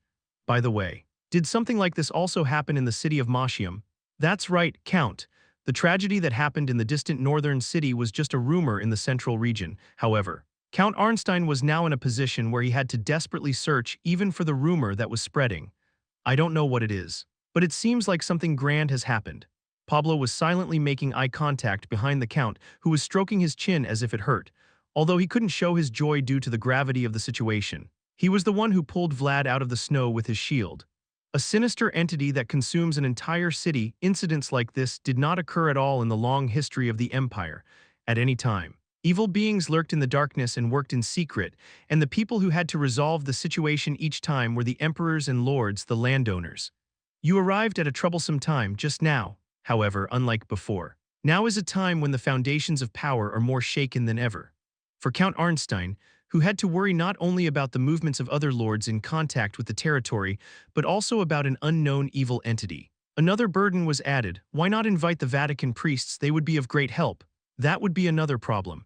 Vlad thought that even the Vatican, with whom he had a difficult relationship, would have to lend its power to resolve the situation. However, the Count's soon-to-be-heard response contained only another complicated situation that Vlad didn't know about. Why? Because I follow the Grand Duke or Duke of the Dragon. The many territorial wars in the center were actually battles between the Grand Duke and the Dragon Blood Duke. And since Count Arnstein, whom Vlad was now facing, was also a member of the faction following the Grand Duke, it was obvious that the Vatican, which was cooperating with the Dragon Blood Duke, would probably not provide adequate support. Then, at least for the Northern Orthodox Church, that is even more unacceptable. The Count's eyes glowed coldly as he set down the teacup. It was the true face of the Count, with the blue blood of nobility shining through him. Turning to the Northern Union is giving justification to other lords. It would be like handing my body to a pack of wolves.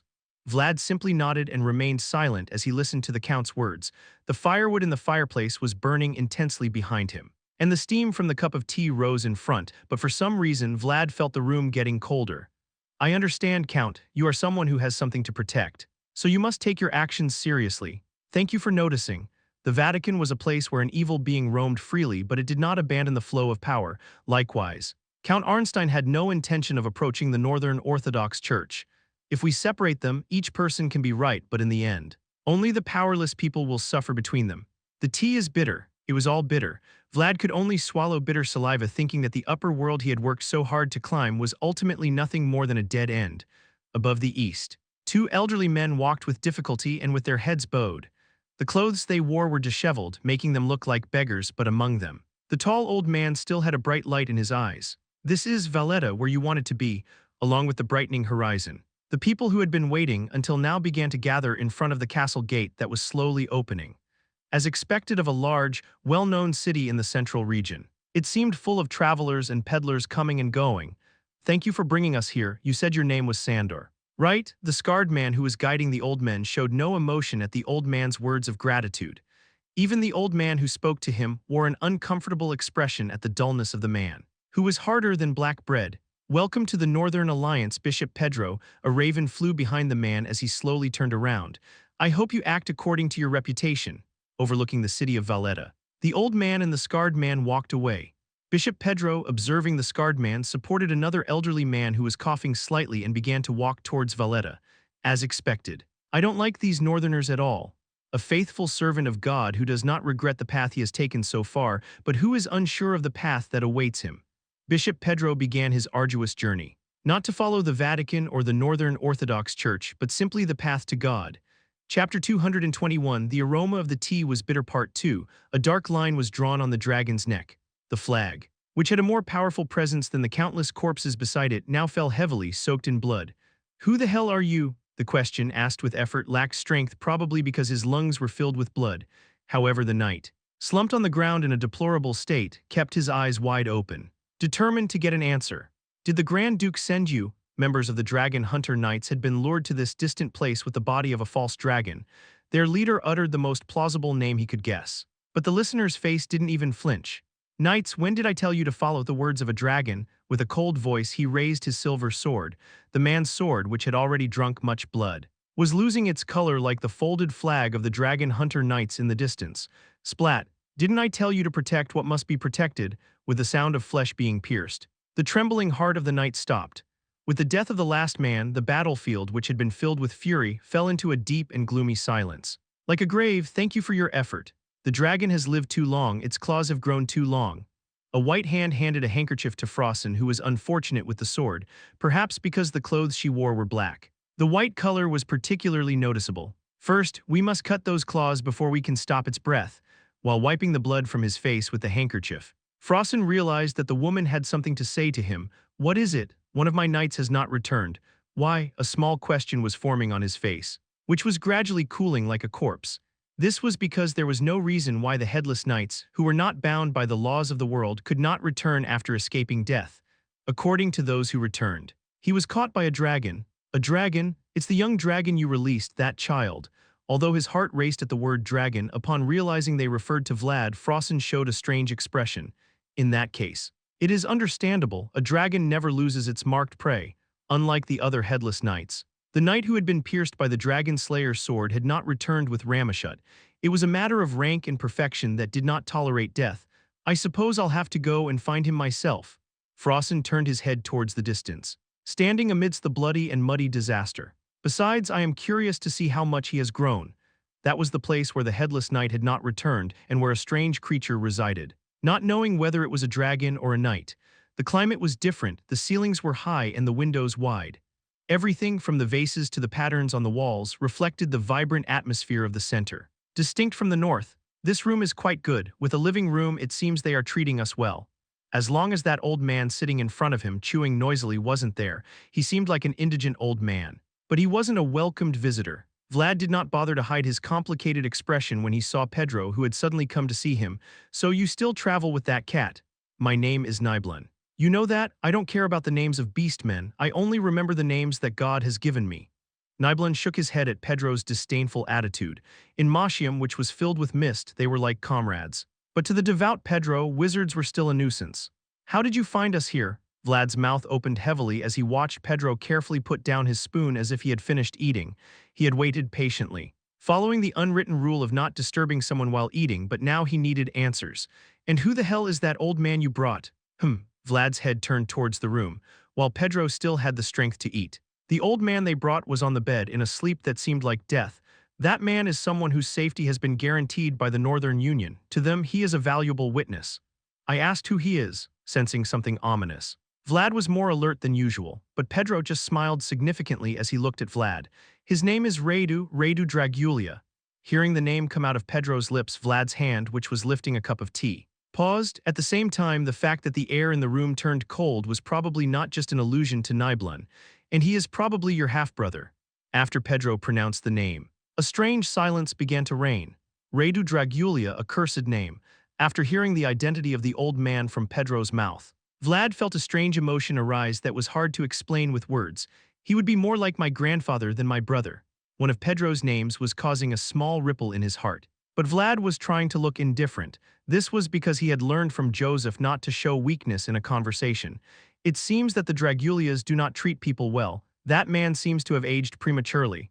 With a smile, Vlad lifted the cup of tea. He was speaking with a smile, but his eyes contained a warning not to say that name in front of him again. You can stay here until someone from the Northern Union arrives, although this is not my house. Thank you, I didn't expect to depend on you.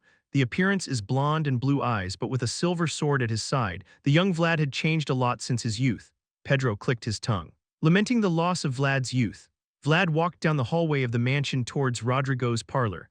Although it was someone else's land, the knights of Arnstein he passed greeted Vlad with their gaze. And the servants showed him respect. You must be even more humble at times like this. No one will see you as an inexperienced knight now. I know, but keep your head high. The foundation of a knight is dignity. I understand. Since meeting Rodrigo, Kano's reprimands had become constant. This was because he was aware that now was the time to pay attention not only to the sword but also to other areas, although it was annoying that he interfered even in his attitude. Sir Rodrigo, have you arrived? Upon entering, he found the Imperial Guard knights gathered, although it wasn't intentional. The simultaneous gazes of the knights made Vlad feel a strange pressure. The knights sent by the Grand Duke to find Auguste's killer were not ordinary knights. Did you receive the guests well? It seems one of them is in poor condition. You know everything. Why do you ask? It's my habit to ask what I already know.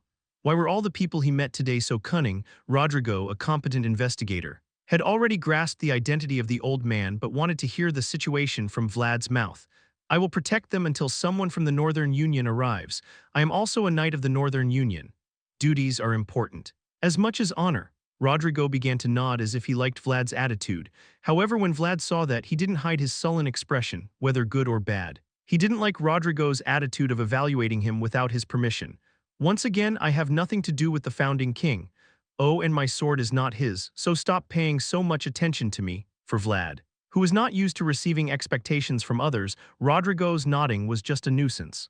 Vlad, who had a vague idea of what was expected of him, planned to use this opportunity to draw a clear line. Please don't expect anything from me. I will live my life as I simply want to. Of course, I don't expect anything, but even in Vlad's rude attitude, Rodrigo showed no sign of displeasure. Do as you wish, as you did chasing the headless knights last night, because he was already satisfied, although he said no with his mouth. The image of Vlad trying to respect the rules of the Swordmaster more than anyone was also the image that the Imperial Knights had portrayed for a long time. I plan to return to the palace now. That's good news. But before I leave, I wanted to give you some advice. Vlad was happy to be away from his troublesome group, but Rodrigo's eyes were serious as he looked at him. Don't trust Joseph Vayezid too much, a high-ranking knight of the Imperial Guard, responsible for the security of the Imperial capital. He, who sought the hidden truth with a keener sense than a hunting dog, was leaving a harsh warning for Vlad. What is that? The one who first got the Eastern drug in the north was Joseph.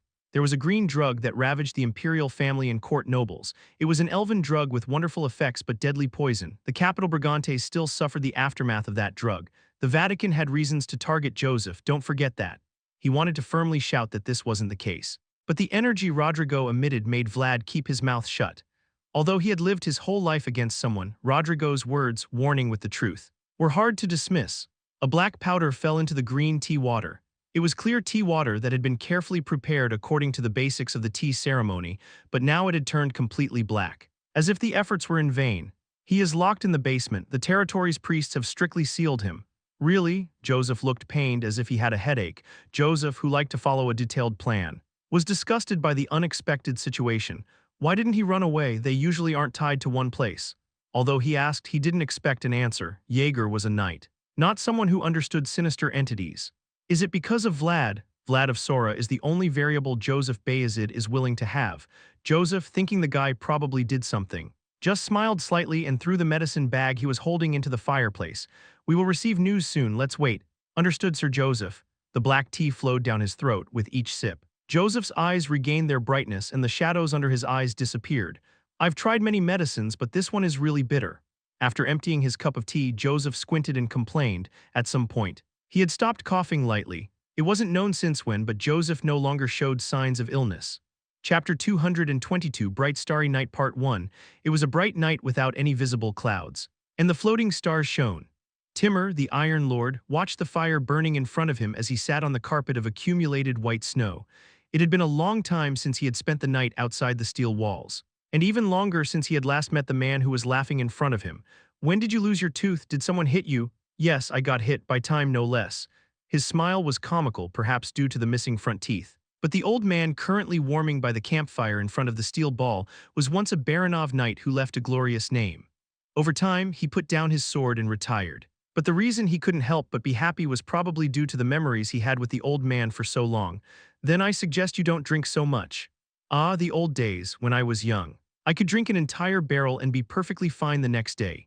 The old man, reminiscing about the past years, turned his head and looked at the house covered in white snow. Most of the houses around were made of logs. But the house the old man was looking at now was a large, spacious brick house built with great effort. "But after all these years, I got my own mansion. So I don't think it was a meaningless life."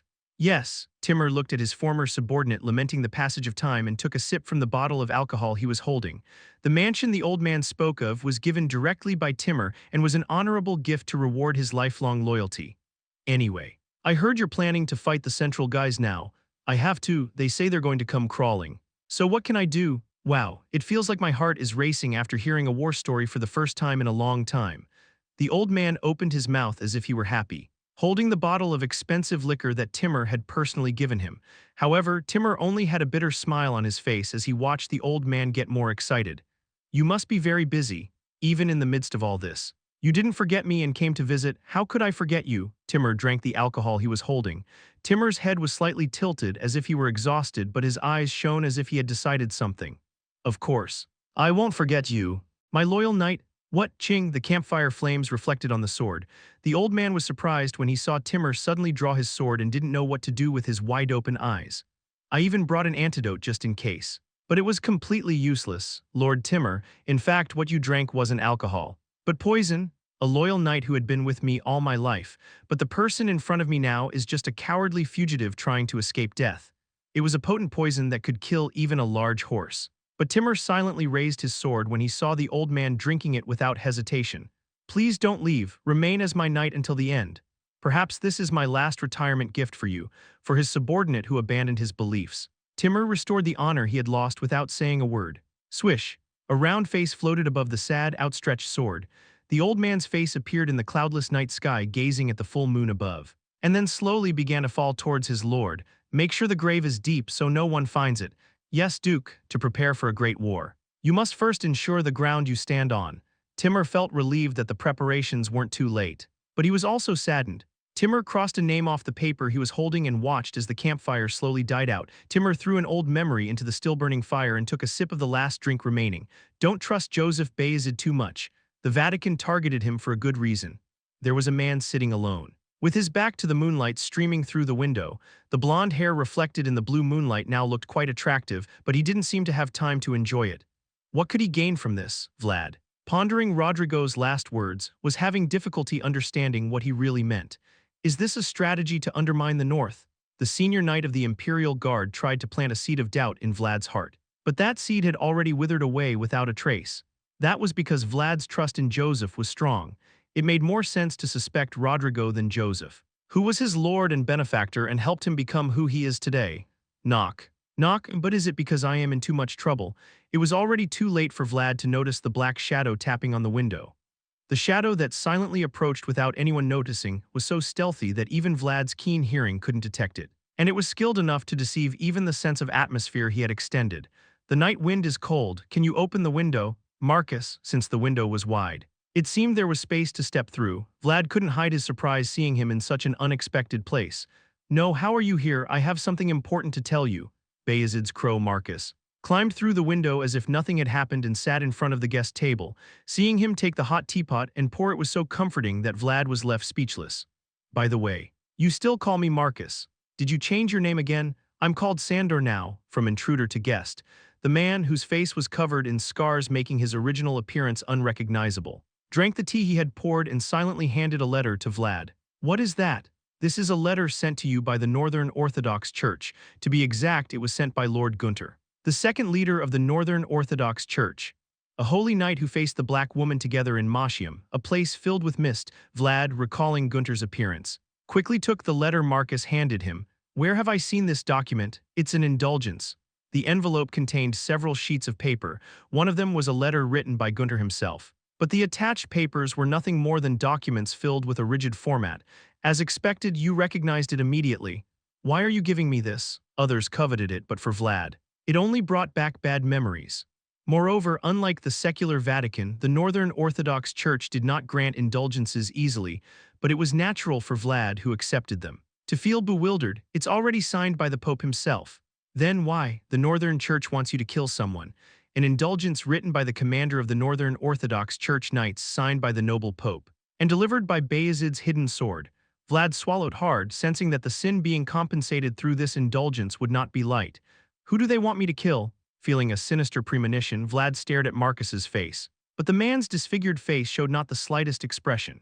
To Joseph Vayezid, the sound of the teacup Marcus was holding falling echoed, along with the sound of Vlad's heart pounding.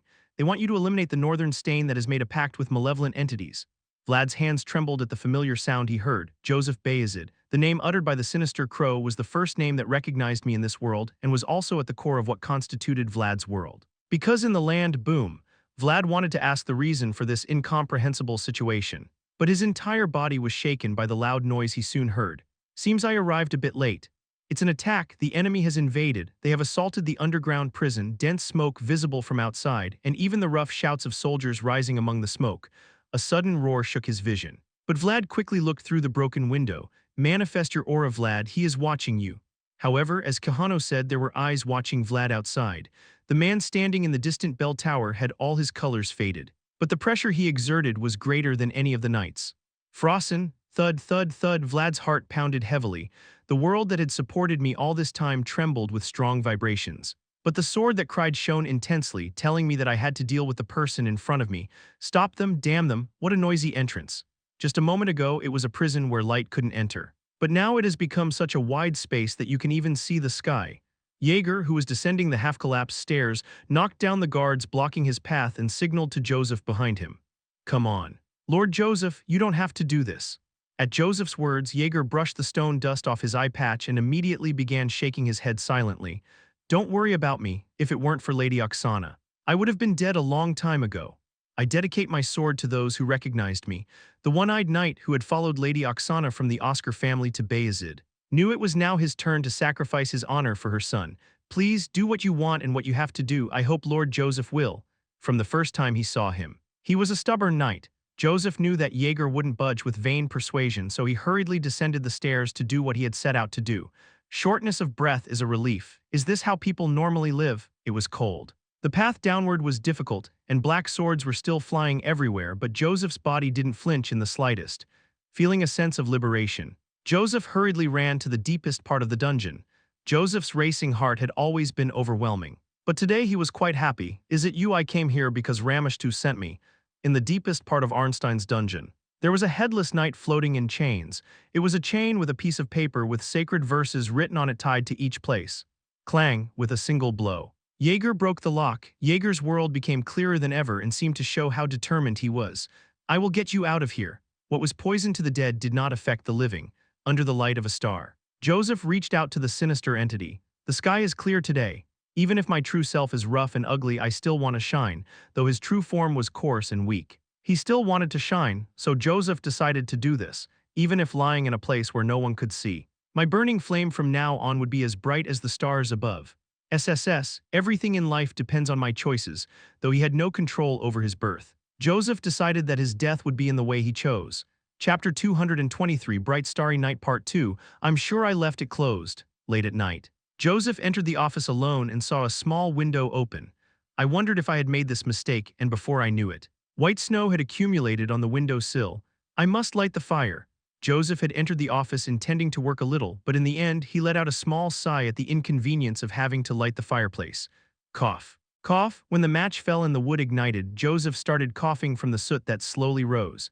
It was a deep cough that shook his shoulders, but Joseph simply covered his mouth with a handkerchief. As if he was used to it, after lighting the fireplace. Joseph observed an unknown object illuminated by the flickering light. A completely black letter was placed on a cold desk where the outside air had not yet passed. The letter was unfamiliar and had not been seen during the day. It doesn't even have a seal. Joseph looked at the letter, which didn't even have a proper seal, making it impossible to know who had sent it, and he put on gloves just in case.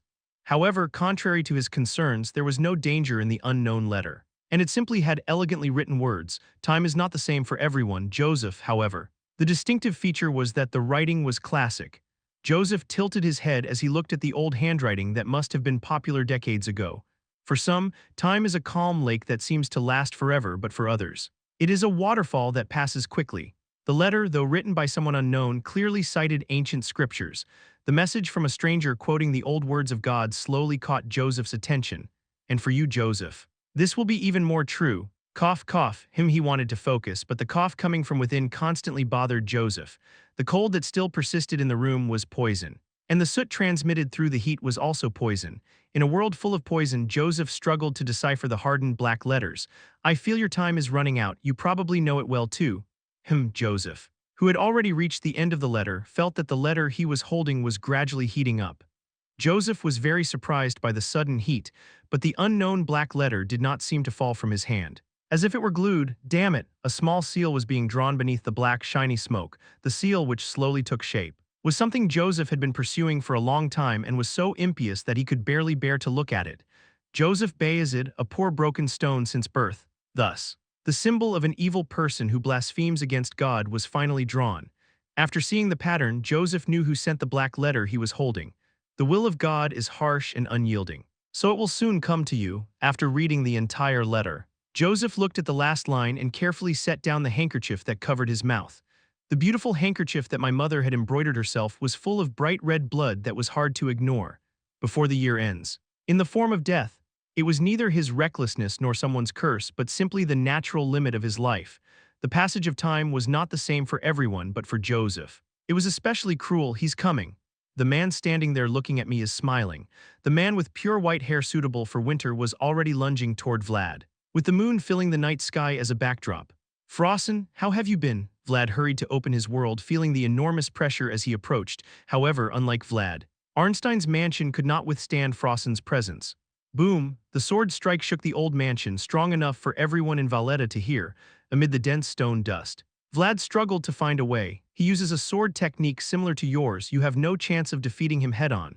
Though he barely dodged the blow, Vlad was not scared, rather. His fighting spirit was burning as he looked at Frossen in front of his sword. Anyway, I was looking for you. Why were you looking for me? Vlad's world began to burn when he saw Frossen ask mischievously. Though he had never forgotten the name, it seemed Frossen had forgotten the person seeking revenge. If you've forgotten, I'll remind you. The original light began to shine in Vlad's closed left eye. Frossen started smiling with interest as he watched his sword slowly move away along with him. It's Justja, who? The name of the knight you killed that day. Crack, Justja of San Regino. There was a canary that cried for me in a foggy city, having survived her death. I was the one obligated to avenge her unfulfilled vengeance. Today I will claim the price of Justja's blood. Vlad's eyes, murmuring as if making a promise, suddenly resembled those of a dragon, a personality that only I have. Not you. Alongside his tearful sword, the dragon's character within Vlad began to flow with his blood. Very well, try it. Crack, an incredible force followed by astounding speed. Vlad, who had struck Frossen with just his strength, was already running toward him, who had fallen far away. You're fast. As if the scream from a moment ago wasn't a lie. Vlad's sword began to fill Frossen's field of vision. They were residual images of the dragon killer's sword charging at him from all possible angles. Boom, boom, boom. Wherever the sword touched, walls exploded. And wherever his feet stepped, floors broke.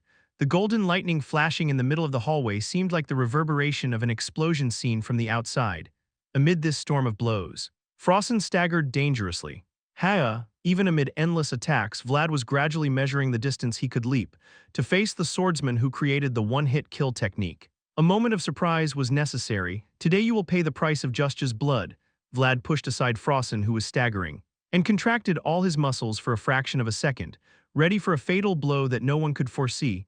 Thus, in Vlad's raised eyes, a golden and straight horizon suddenly appeared. Crack, no one can stop the rising sun. The cracks in the hallway, unable to withstand the pressure of the extended sword, ran toward Frossen. Vlad, you always surprise me. Though Vlad's attack was fierce, Frosten showed no signs of alarm, but I don't remember any knight named Justja. Finally. Vlad's blow reached Frosten. Vlad's attack was faster than light and stronger than the rising sun. However, even that brilliant blow slowly dimmed before the knight who had lost his color. Nevertheless. Vlad's blow was not entirely useless, because the dragon killer's sword that pierced Frosten's chest showed what kind of existence his beating heart was. Vlad showed a surprised expression, feeling the two pieces react because they originated from the same thing.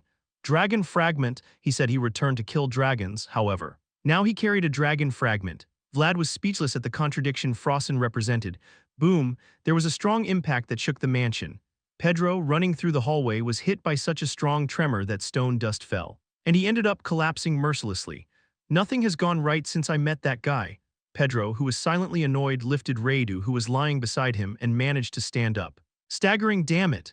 But the correct door he wanted to pass through was narrow, and what he wanted to say was too far away before he realized it. Pedro had to pull a small wand from his chest when he saw the headless knights approaching from the end of the hallway. I thought I would die like this someday, just as a soldier dies on the battlefield. A priest dies under the will of God. Pedro, who managed to calm himself because it was the last time he had imagined it countless times, began to recite the words of God so he could do what he had to do even at the last moment. Even if I walk alone in the dark valley even now, there was a strong vibration in the mansion, as if someone was fighting. However, the headless knights advanced slowly towards Pedro and Radu, their eyes shining sinisterly. The only thing I can rely on is what you give me, Clang. At that moment, a frivolous sound began to be heard behind Pedro, who was reciting the will of God. The sound, which was even cute, clearly did not fit the tense atmosphere of the hallway. Bishop, now, marbles, Pedro, who had been reciting a prayer for a while, ended up making a noise of astonishment at what he saw in front of him, because colored marbles were rolling down the middle of the hallway. Pedro and the headless knight were paralyzed with confusion at the sight, which was completely incompatible with the current situation. Quick, quick! Pedro quickly turned his head when he heard a familiar voice coming from behind, a tail sticking out. Hidden among the pillars. I really didn't like the idea of dealing with mysteries, but at least for now, it was a voice I couldn't help but welcome. Seeing Pedro run in the opposite direction, leaving behind the marbles, the headless knights started to run after him, but their steps were in vain. Crash! When Nibelun snapped his fingers, the marbles covering the hallway began to move as if they were alive, moving like small waves and making the knights fall. It's magic, everyone. Be on guard. The small marbles were so slippery that any contact with them made one lose balance, and they rolled directly towards the headless knights. Good job. Let's get out of here quickly. Pedro and Nibelun were happy to see the headless knights running to and fro. But when they turned around, their expressions hardened at what they saw. This was because the other side of the hallway they turned to was already filled with headless knights. Do you have more marbles? They're not easy to get. You know, I have to win them from children in their games. What kind of crap is that? Pedro clicked his tongue as he watched Nibelun talk nonsense about the cats and then gently set down Radu, who was supporting him. Then he pushed the wand and began to recite the Bible seriously this time. The other, please concentrate just a bit, as they watched Nibelun rummage through his backpack. The eyes of the headless knights began to glow faintly. Giving time to a wizard who deals with mysteries is almost taboo for the knights.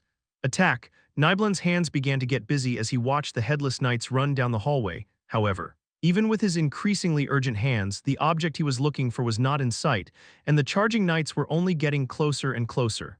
Crash! At that moment, there was a loud noise and fragments of wood blocking the charging knights. These were fragments created when the door where Joseph was staying exploded. Sandor, Lord Marcus, though they were different names, they meant the same thing. The man Sandor and Marcus, holding a rapier in one hand and a main gauche in the other, began to stab the headless knights mercilessly. I will open the way. The short and thin swords held by the man pierced the gaps in the armor, blocking the headless men. Pedro and Nibelun, forgetting the urgent situation, simply gaped at the almost magical handling of the sword. Leave Lord Radu behind as well, I will take responsibility. But he is not what's important now. Marcus, who had blocked the headless knights with his whole body, pointed out the window with his rapier hand. The most important person right now is Vlad.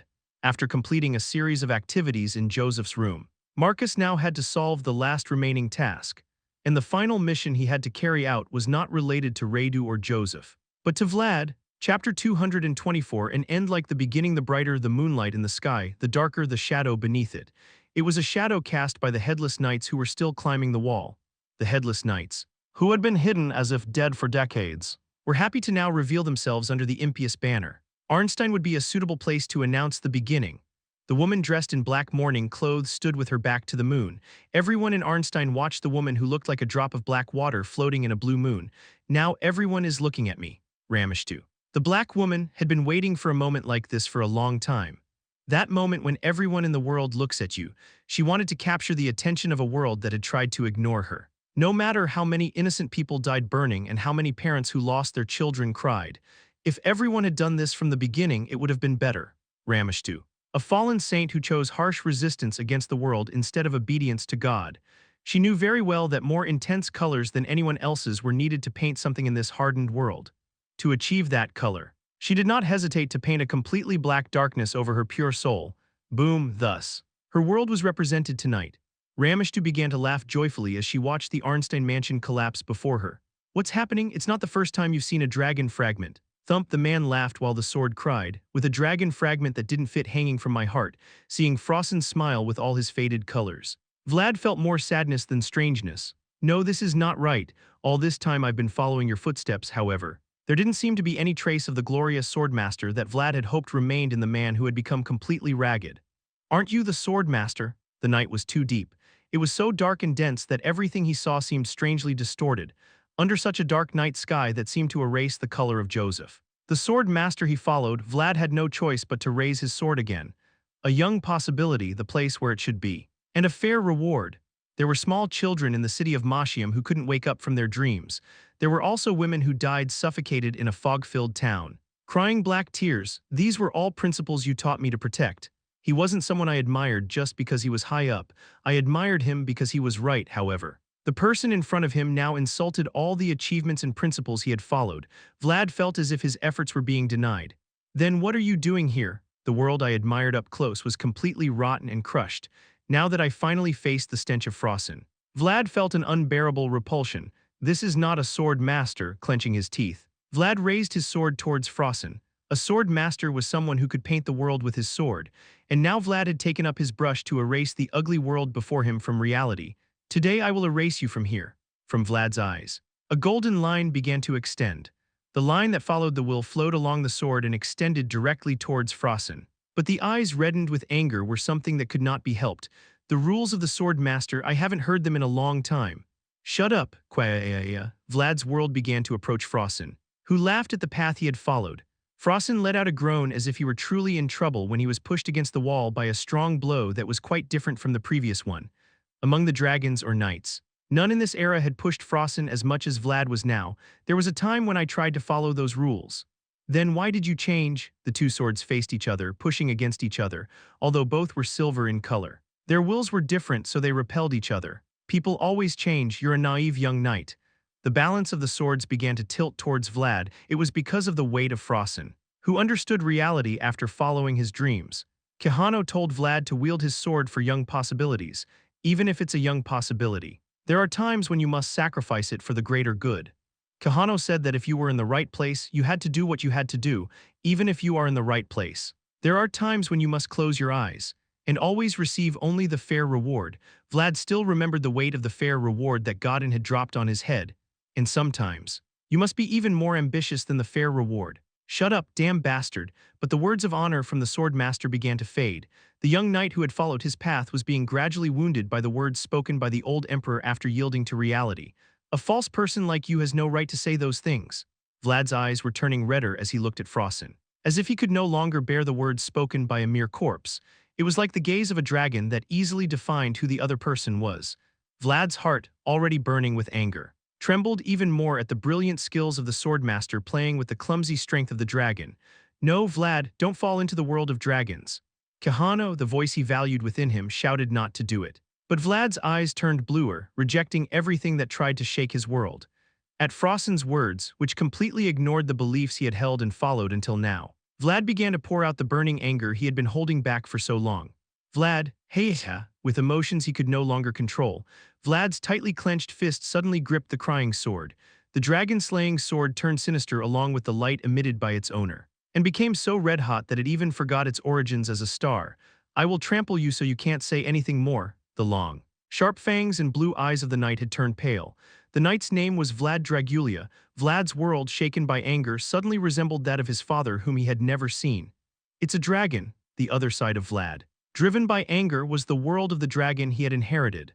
Frosin, who finally discovered traces of a dragon in Vlad's world which had many sides, did not hide his confused expression and asked if he had also changed. "And I am a dragon slayer." There was a dragon running down the hallway, however. The world reflected behind the dragon was no longer the brilliant golden color seen before, but a sinister blood red. Frosin raised his sword towards a sinister world that was no longer worthy of respect. Thud, the dragon slayer's sword that pierces the most perfect dragon, destroying and shattering the sinister world of dragons. Thus, a young writhing dragon was caught by the tip of the sword that had been thrust. Arg, it was once a sword that could have been wielded. But now it was a silver knight who had pierced me. The silver knight protruding from Vlad's back trembled slightly towards the brightly shining moon today, remembering the young knight he had seen at the world tree. "You've done well until now." Vlad Oreo, the blood flowing from his mouth splattered on Frosin's face. But why did Frosin's heart grow cold even though the dragon's blood was right in front of him? But in dragon form. "You can't stop me, gah, crrr." The sensation of pulling it out was more painful than when it pierced. Vlad shuddered involuntarily from the chill of the sword that felt like it pierced his entire body. "I'll try to remember the name Justja, at least it deserved that." As the sword withdrew, the world inverted, the ground was closer and the sky farther. Thud, after falling from the completely broken wall of the second floor and hitting the ground. Vlad's eyes were filled with a bright and clear moon he had never seen before, and the appearance of a man approaching me covering the moon. Lord Joseph. The sword was still clenched in his hand as if he wanted to keep trying. But the look in Joseph's eyes was extremely cold. Seeing those eyes, strength slowly left Vlad's hand. "It's not true." "Is it?" With black hair and black eyes. The eyes that always looked at me with the bright window behind them were there now.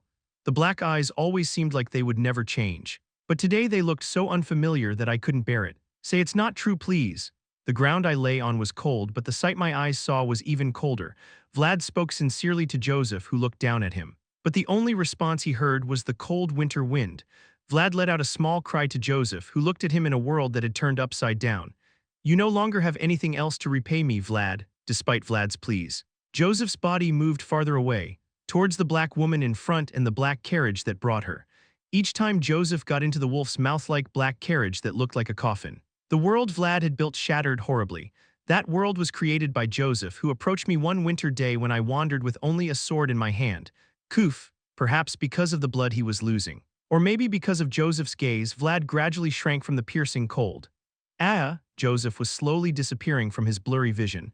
Vlad shouted loudly to look here and not there, but when Joseph turned around, his back was solid without the slightest disturbance. "No, KHG, it's not true." The night was cold and the moonlight heavy, just like the winter they met. Joseph's back was fading more and more due to Vlad's tears mixed with blood. Chapter 225, When I Get Up Again, Part 1, in his office in Sturma. Peter Vayezid was staring intently at the man before him. Judging by the fact that the ink on the pen he had set aside was still wet, it seemed this client had arrived at an unexpected moment. "If you wanted to talk to me, you should have made an appointment, Ag. The situation is urgent. I have urgent news to report." A man dressed in poorly trimmed animal skins with colorful braids throughout his head, Ag from the Budart tribe, had a severe expression on his face, not even shaking off the snow that had accumulated on his shoulders. "All right, speak." As the son of the tribe chief, Ag was in a position to speak with Peter, the head of the Vayezid family. However, Peter noticed the seriousness in Ag's expression, so he decided to skip the trivial details. "I don't think we can survive this winter, not just my tribe, but the other tribes as well." "Why?" It was common for barbarians to have a hard time in winter when food was scarce. Their original habit of looting also originated for this reason, however. Ag did not come simply to say it was hard to survive due to a lack of food. The monsters are rampant. Isn't that usually the case in winter? And also the dragons, the ones you call lindworm, beyond the snowy fields of the north. A dragon and monsters came from a land humans could not reach. As Peter said, it happened every year, but this time the number was much greater, and it was a number the barbarians, whose power was weakened by the dragon hunters, could not dare to handle dragons like before. It's worse, unlike then. This time it's not just one. Peter's eyebrows arched when he heard Ag say it wasn't just one dragon. It may have been affected only when the pieces of Ravnoma moved, but in the current situation, there was no reason for the dragons to rampage at the same time. "Are you sure about that? We have already lost contact with two tribes. They were the ones furthest north." According to Ag, the barbarians were now moving south, unable to withstand the pressure of the dragons and monsters that had become violent, and this would not be very good news for Vayezid. "I can't send troops to help you. We are preparing for war." "Then please at least accept the refugees. They want to take shelter within your walls." I have no reason to do so. The refusal he gave was cold and firm. The agreement between the northern lords and the barbarians was solid. But it only intended to respect the territory they had. And there was no agreement to actively help something like now. There is not enough space within the walls nor food to feed my own subjects. What you are asking goes beyond the terms of the agreement. Leave. Do not forget my courtesy in tolerating your disrespect. Ag bit his lip while looking at Peter, who was holding his pen again as if he had nothing more to say. There was nothing wrong with what he said about not being able to help, but still. The anger boiling in his heart was something he could do nothing about. We gave up many things, but in the end, it remains the same. Nothing has changed. Our agreement will break. Future generations will face each other again as we did. There was a man who told me we should no longer do that. A man who suggested we set aside the hatred that had been accumulating for some time and join hands for the sake of the next generation. He was the man who said that to do that. We must swallow a poison that is now difficult for us to drink. Joseph Vayezid would have allowed us in because that is what he did in the back alleys of Sora. Enough. There is no one left in the north who extends a hand first. The winter has returned. I said enough. Bang. A heavy silence invaded the office accompanied by a loud noise. However, Peter's bloodshot eyes were still wide open as he looked at Ag. I thought he could do it, but it was a mistake. Ag, who looked at the disheveled Peter, slowly backed away and left the office. Because he knew he could no longer communicate with him. He had sought a Vayezid who saw them as equals. But the only thing he carried away was the cold dividing line between their worlds. Even after Ag left, Peter remained there with clenched fists for a long time, although he had tried to be unyielding all his life. This time it was difficult for him to calm his emotions. Seeing the traces his unfortunate son could not achieve, Peter realized that tonight he would need a strong drink. The workers were busy removing piles of stones and debris, as if they wanted to erase the nightmare of the previous night. However, the scattered bloodstains and the half-collapsed mansion remained a heartbreaking sight. Pablo, who was looking at that figure before him, silently gazed at the window of the mansion that had not yet collapsed. Carrying his very dented shield on his back, he still hasn't woken up. It's a miracle he's still alive. He was pierced through the chest, unlike the bed that seemed soft. The room had cracks in all the walls. The disheveled appearance resembled Vlad, who was currently lying in the bed, and it seemed to inexplicably increase the feeling of desolation. They say even bad luck is luck. I really didn't think he would survive. You say that, but I saw you taking great care of him. That's because I swore before God I would do that in front of the sick, Pedro shouted, unable to contain his growing anger. But the hand he showed to Vlad at that urgent moment was sincere. Although he was a former inquisitor, he could not use healing techniques, but if it were not for his skilled treatment, Vlad would already be in a coffin. Even so, I hope he recovers soon. The servants are looking at us strangely. That's something that can't be helped. The mansion of Arnstein, which was almost half destroyed, was like a deep scar left in the city of Valletta. The broken flags, the collapsed walls, and the knights and soldiers who died in the attack were damages that could only be healed after a long time and were costly losses. And the fact that Joseph's betrayal was at the center of all this made the group, who had not yet left the mansion, feel increasingly uncomfortable. Didn't you notice anything? You said you were together all this time. Not at all. I can say for certain that regarding the mystery, there were no indications. If it had been said by an ordinary beastman, he would not have believed it. However, Pedro, who had worked with Nibelun, knew very well that he did not lie, as he was a fairly simple and honest person. He was a very intelligent man, one of the best in the north. Pedro slowly scratched his chin, recalling Joseph, who had faced him, the second son of Vayezid, who was ingenious enough to oust him from his position in Sora for a long time.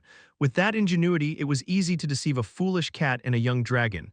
Well, I was a bastard, so was that guy. However, even if he was such a talented person, he eventually fell into a dark temptation and could not guess what was happening in the world.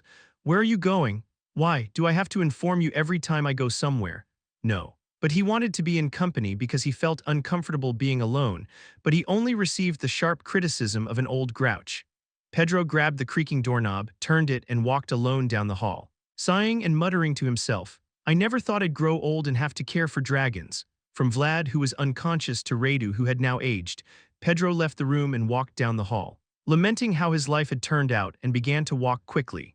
In this mansion full of uncomfortable glances, Pedro was the only one who took action for the children of Dragulia, who had no one to care for them. It was an autumn landscape. Below, the wheat fields were a bountiful gold, and on the hill where they sat, the red leaves fell abundantly. The sight of the World Mother tree in Kahano's world was something that would make anyone smile, but Vlad simply sat there. Melancholy. Why did he leave? Only he knows. It was a quiet hill where only the sound of the wind could be heard, but Vlad was not the only one sitting there, although his face was still not visible. A man with brown hair was sitting next to Vlad. It is almost impossible to fully understand another being. Such are the encounters between worlds. Hearing Kahano's words, Vlad buried his head between his knees. Although he knew he was trying to console him, the farewell of last night was too terrible for those words to offer any comfort. Vlad, who buried his head deeply as if he did not want to see anything, only reproached himself for not knowing anything until this happened, and blamed Joseph for not saying anything during that time. I'm tired, there is no end, I can't rest, I understand. Vlad's desire to reach the stars was pure. But nothing in the world lasts forever. Every time he climbed a flight of stairs, Vlad grew exhausted, and every time he defeated someone one by one, a part of his soul was torn away. And now, having lost someone he trusted, it was understandable that Vlad felt downcast. If you need to rest, rest. If you want to run away, run away, no one can force you to do anything. Kahano did not press Vlad, he only told him to rest as much as he wanted. Vlad had fled to his world because he could not bear his own. And Kahano was there to support him. Can I really do that? Of course. Kahano patted Vlad on the back while looking at the twilight in the distance. It's okay, red maple leaves fluttering amidst the autumn landscape. Today's twilight seen under the world mother tree, which is no longer there, still remained despite the passage of time, because the only thing you have to do is get up again at any time. You are still young and your time continues to flow smoothly, not like my time, which I cannot reverse or move forward. Your time, which can go anywhere because it flows, will not pass in vain even in this moment of worry. The sound of the wind is pleasant. It is a sound that can only be heard when the surroundings are silent. Kahano and Vlad sat in the same place under the bright red maple for a long time, in this place filled only with the wind. There was no Joseph who betrayed him, nor Frossen who stabbed him, only Kahano waiting patiently. Chapter 226, When I Get Up Again Part 2, the darkness grew ever denser. The corridor, without a single torch, was so dark that nothing could be distinguished as one advanced. The blackness was such that it was difficult to see even the person right in front. In that darkness, Joseph was like a blind man with open eyes. Can't you see anything? No. At Joseph's words saying he couldn't see, a bluish flame arose in the darkness, though its light was insufficient to illuminate the surroundings. It at least allowed a glimpse of the silhouette of the one holding it. It seems you haven't taken enough yet. A headless man with an empty helmet in place of a head approached Joseph, the headless knight, who had kidnapped children in the lands of Arnstein, stared intently at Joseph with his cold blue flames. Even though the smell is quite strong already, Joseph couldn't help but tense up seeing the headless knight sniffing as if checking something. Wow, you have no face. But it seems you can still smell. It's not a smell perceived by the nose, although he tried to stay calm. His trembling voice betrayed him. The blue flames inside the headless knight's helmet curved coldly. The stench of death comes from the soul, not the body. Joseph of Vayezid, the smell of a decaying soul is even stronger than that of a rotting body. After noticing that terrible odor in Joseph, the headless knight turned again and began to lead the way down the narrow corridor. The tea that Lord Ramishtu gave you is a blessing, so make sure to drink it diligently, if you don't want to truly die. Creak. With those words, the darkness opened the door from the headless knight's fingertips. With those words, the headless knight opened a door in the darkness. It was a door that had been there, but that couldn't be seen. An accursed door from which one couldn't escape on their own. Enter, they are waiting for you. The trace of the fallen saint, which no one in the church had been able to find because no living person could reach it, but before Joseph, who was on the brink of death, that door was revealed. Joseph sighed deeply before entering. Has Lord Vlad already woken up? Yes, Count. The Count's sigh was as disordered as his messy study. Pablo, bowing in respect, did not know how to console the Count. We welcomed guests from distant lands with such enthusiasm, and one is in a coma while the other wrecks our land before leaving. The Count's back seemed downcast as he bent over the fireplace, complaining. If Pablo had known that the logs the Count was throwing into the fire were remnants of his precious desk, he would have felt even more of the Count's misery. It's really worrisome that this has been happening since New Year. But what can I do? Things have already happened and there are many enemies targeting me. So I have no choice but to keep moving. With a hand filled with nostalgia, the Count pushed the desk remnants into the fire and, lifting the pen before a pile of stacked books, addressed Pablo. As the man named Sander said, matters related to Joseph Vayezid can be left to the Northern Alliance. I hope they will do the same. Yes, they would also prefer it that way. Good, we'll make sure to claim the reward later. It was a very delicate matter that the second son of Vayezid, a noble family from the north, had allied with an evil being. For nobles, honor is important, and the reputation that comes with it is like a guarantee. So it was an issue that Vayezid had to handle alone without any urgency. Having roughly resolved the issues of our land, now we must focus on the matter of Vlad Oreo. Have you investigated as I asked? The Count's eyes, As he looked at Pablo regain strength, Count Arnstein, leader of the central region and head of the court faction, had already heard of the valor of a knight named Vlad through Rodrigo of the Imperial Guard. Yes, I have investigated as you asked, though he did not share his lord's blood. It was possible that he had inherited his will. It might seem like an unfounded claim, but the court prince wanted to confirm it, and now Count Arnstein, known as the Eyes of the Court Prince, had to carry out the final phase of the investigation. Lord Vlad's advisor, Nibelun, is from the Burgund tribe of the south, according to the investigation. He is the son of one of the most influential clans among them. To truly understand a person, the basics are to understand their environment. The Imperial Guard would have already confirmed things like the sword he wielded and his swordsmanship. So what the Count needed to verify was the extent of the bowl that the man named Vlad had. A Burgund tribe, they are a group of beastmen who still maintain their structure, aren't they? Yes, at the beginning of the Empire. They even managed to secure their own territories. Unlike the Northern Alliance, which had difficulties expanding across the continent, Arnstein's intelligence network had already reached the south. For them, investigating Nibelun's origins wouldn't have been too difficult, and moreover, he is from an influential clan. He didn't seem that way when I saw him, but he turns out to be of noble blood, and what else, before coming here. Lord Vlad was said to be in the Dwarven Liberation Front, and according to rumors, Captain Harvin, a close ally of Lord Vlad, recently built a ship that moves without wind. Without wind, it seems he learned the skills of the dwarves. What goes unnoticed when one isn't attentive can be seen when observed closely, although it was thought that Vlad was just a promising knight. Count Arnstein began to notice a strange trend around him. A strange ship continue. The Count's fingertips became busy as he listened to Pablo's report, no matter how detailed the information. Without the correct interpretation, it was useless. However, even Count Arnstein, who tried to evaluate Vlad as objectively as possible for the court prince, had to pause for a moment at the content of Pablo's report. With elves, yes, and the Northern Pope personally granted him an indulgence, so it seems, and he was the one who cut the supply route of Epsilon. At least, that's the conclusion of the Imperial Guard. The Count's expression was filled with disbelief, but all the information he was hearing came from sources he had personally distributed. I was looking the other way for a while. And things like this happened in the north. The reason why Count Arnstein had not been able to recognize Vlad's identity until now might not have been simple ignorance. Meanwhile, the Count had been working hard to understand the trends in the central region for his future survival and for the fierce internal struggle within the imperial family. However, in the northern country, which he had been ignoring for so long, a variable was gaining strength that even he would find difficult to ignore. This doesn't make sense. After thinking for a while, the Count crumpled the paper he was writing on and threw it into the fire beside him.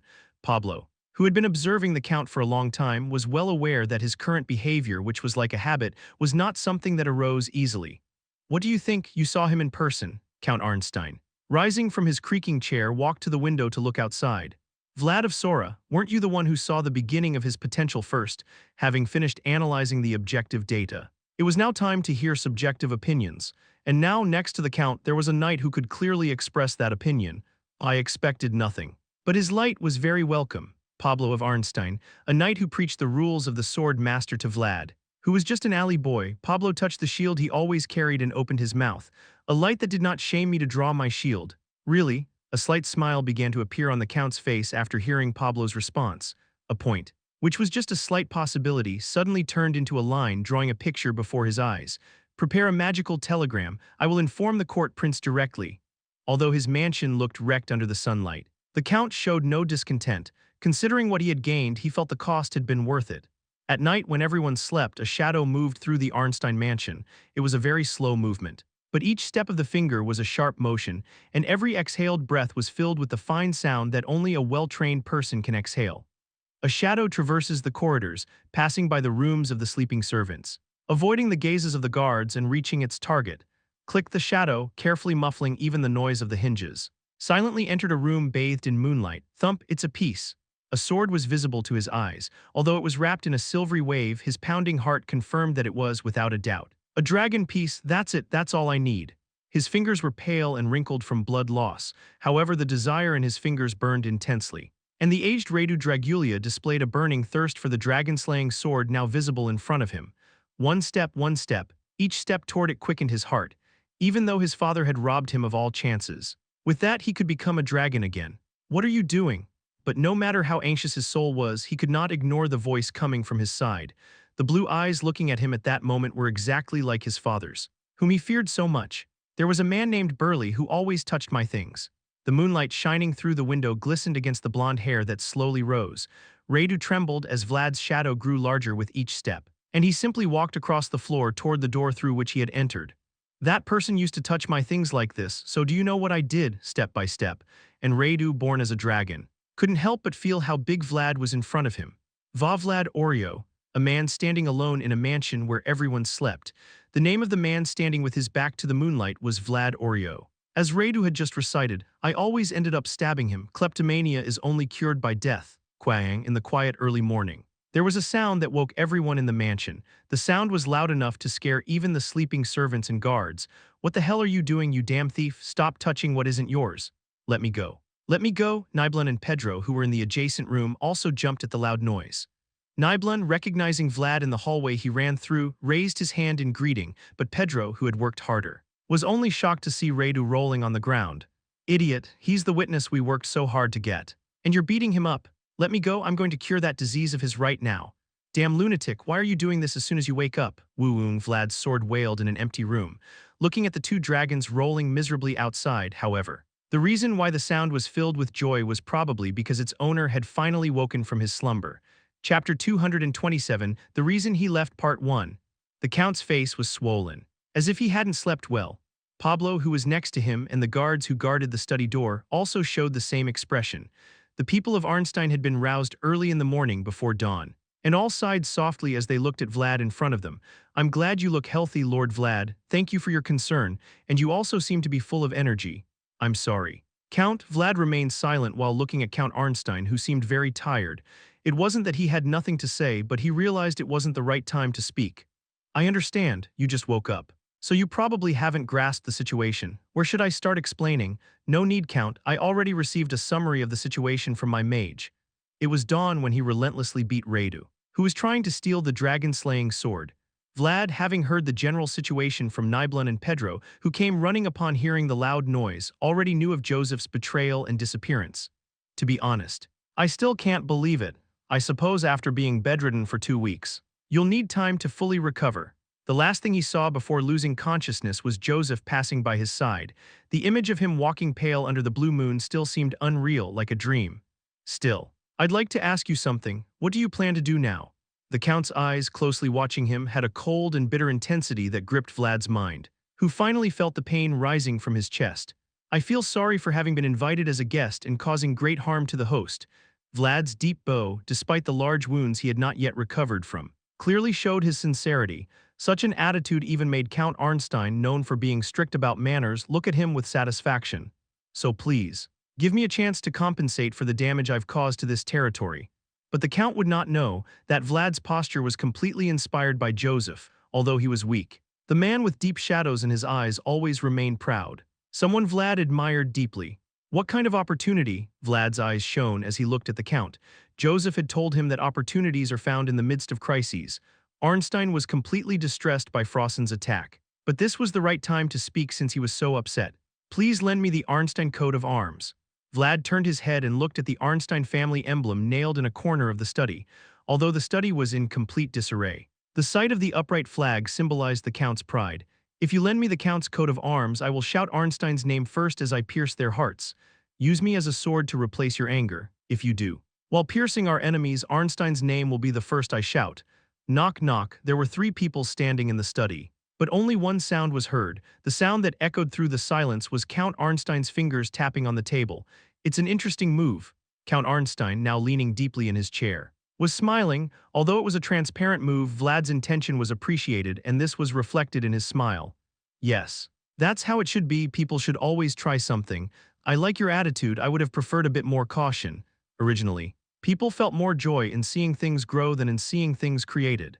And now the Count appreciated Vlad's wild efforts. Despite his clear intentions, I will give you my emblem. The Count had noticed the small flag Vlad had brought with him when he first arrived at the mansion. The flag hanging from his black horse was an ancient tradition of knights.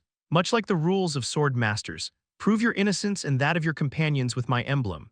Arnstein's name, the leader of the central region, was definitely a popular name everywhere, even if he didn't know it in the north. Vlad had no standing in the central region, so his cooperation was essential to follow the steps of Frossen and Joseph.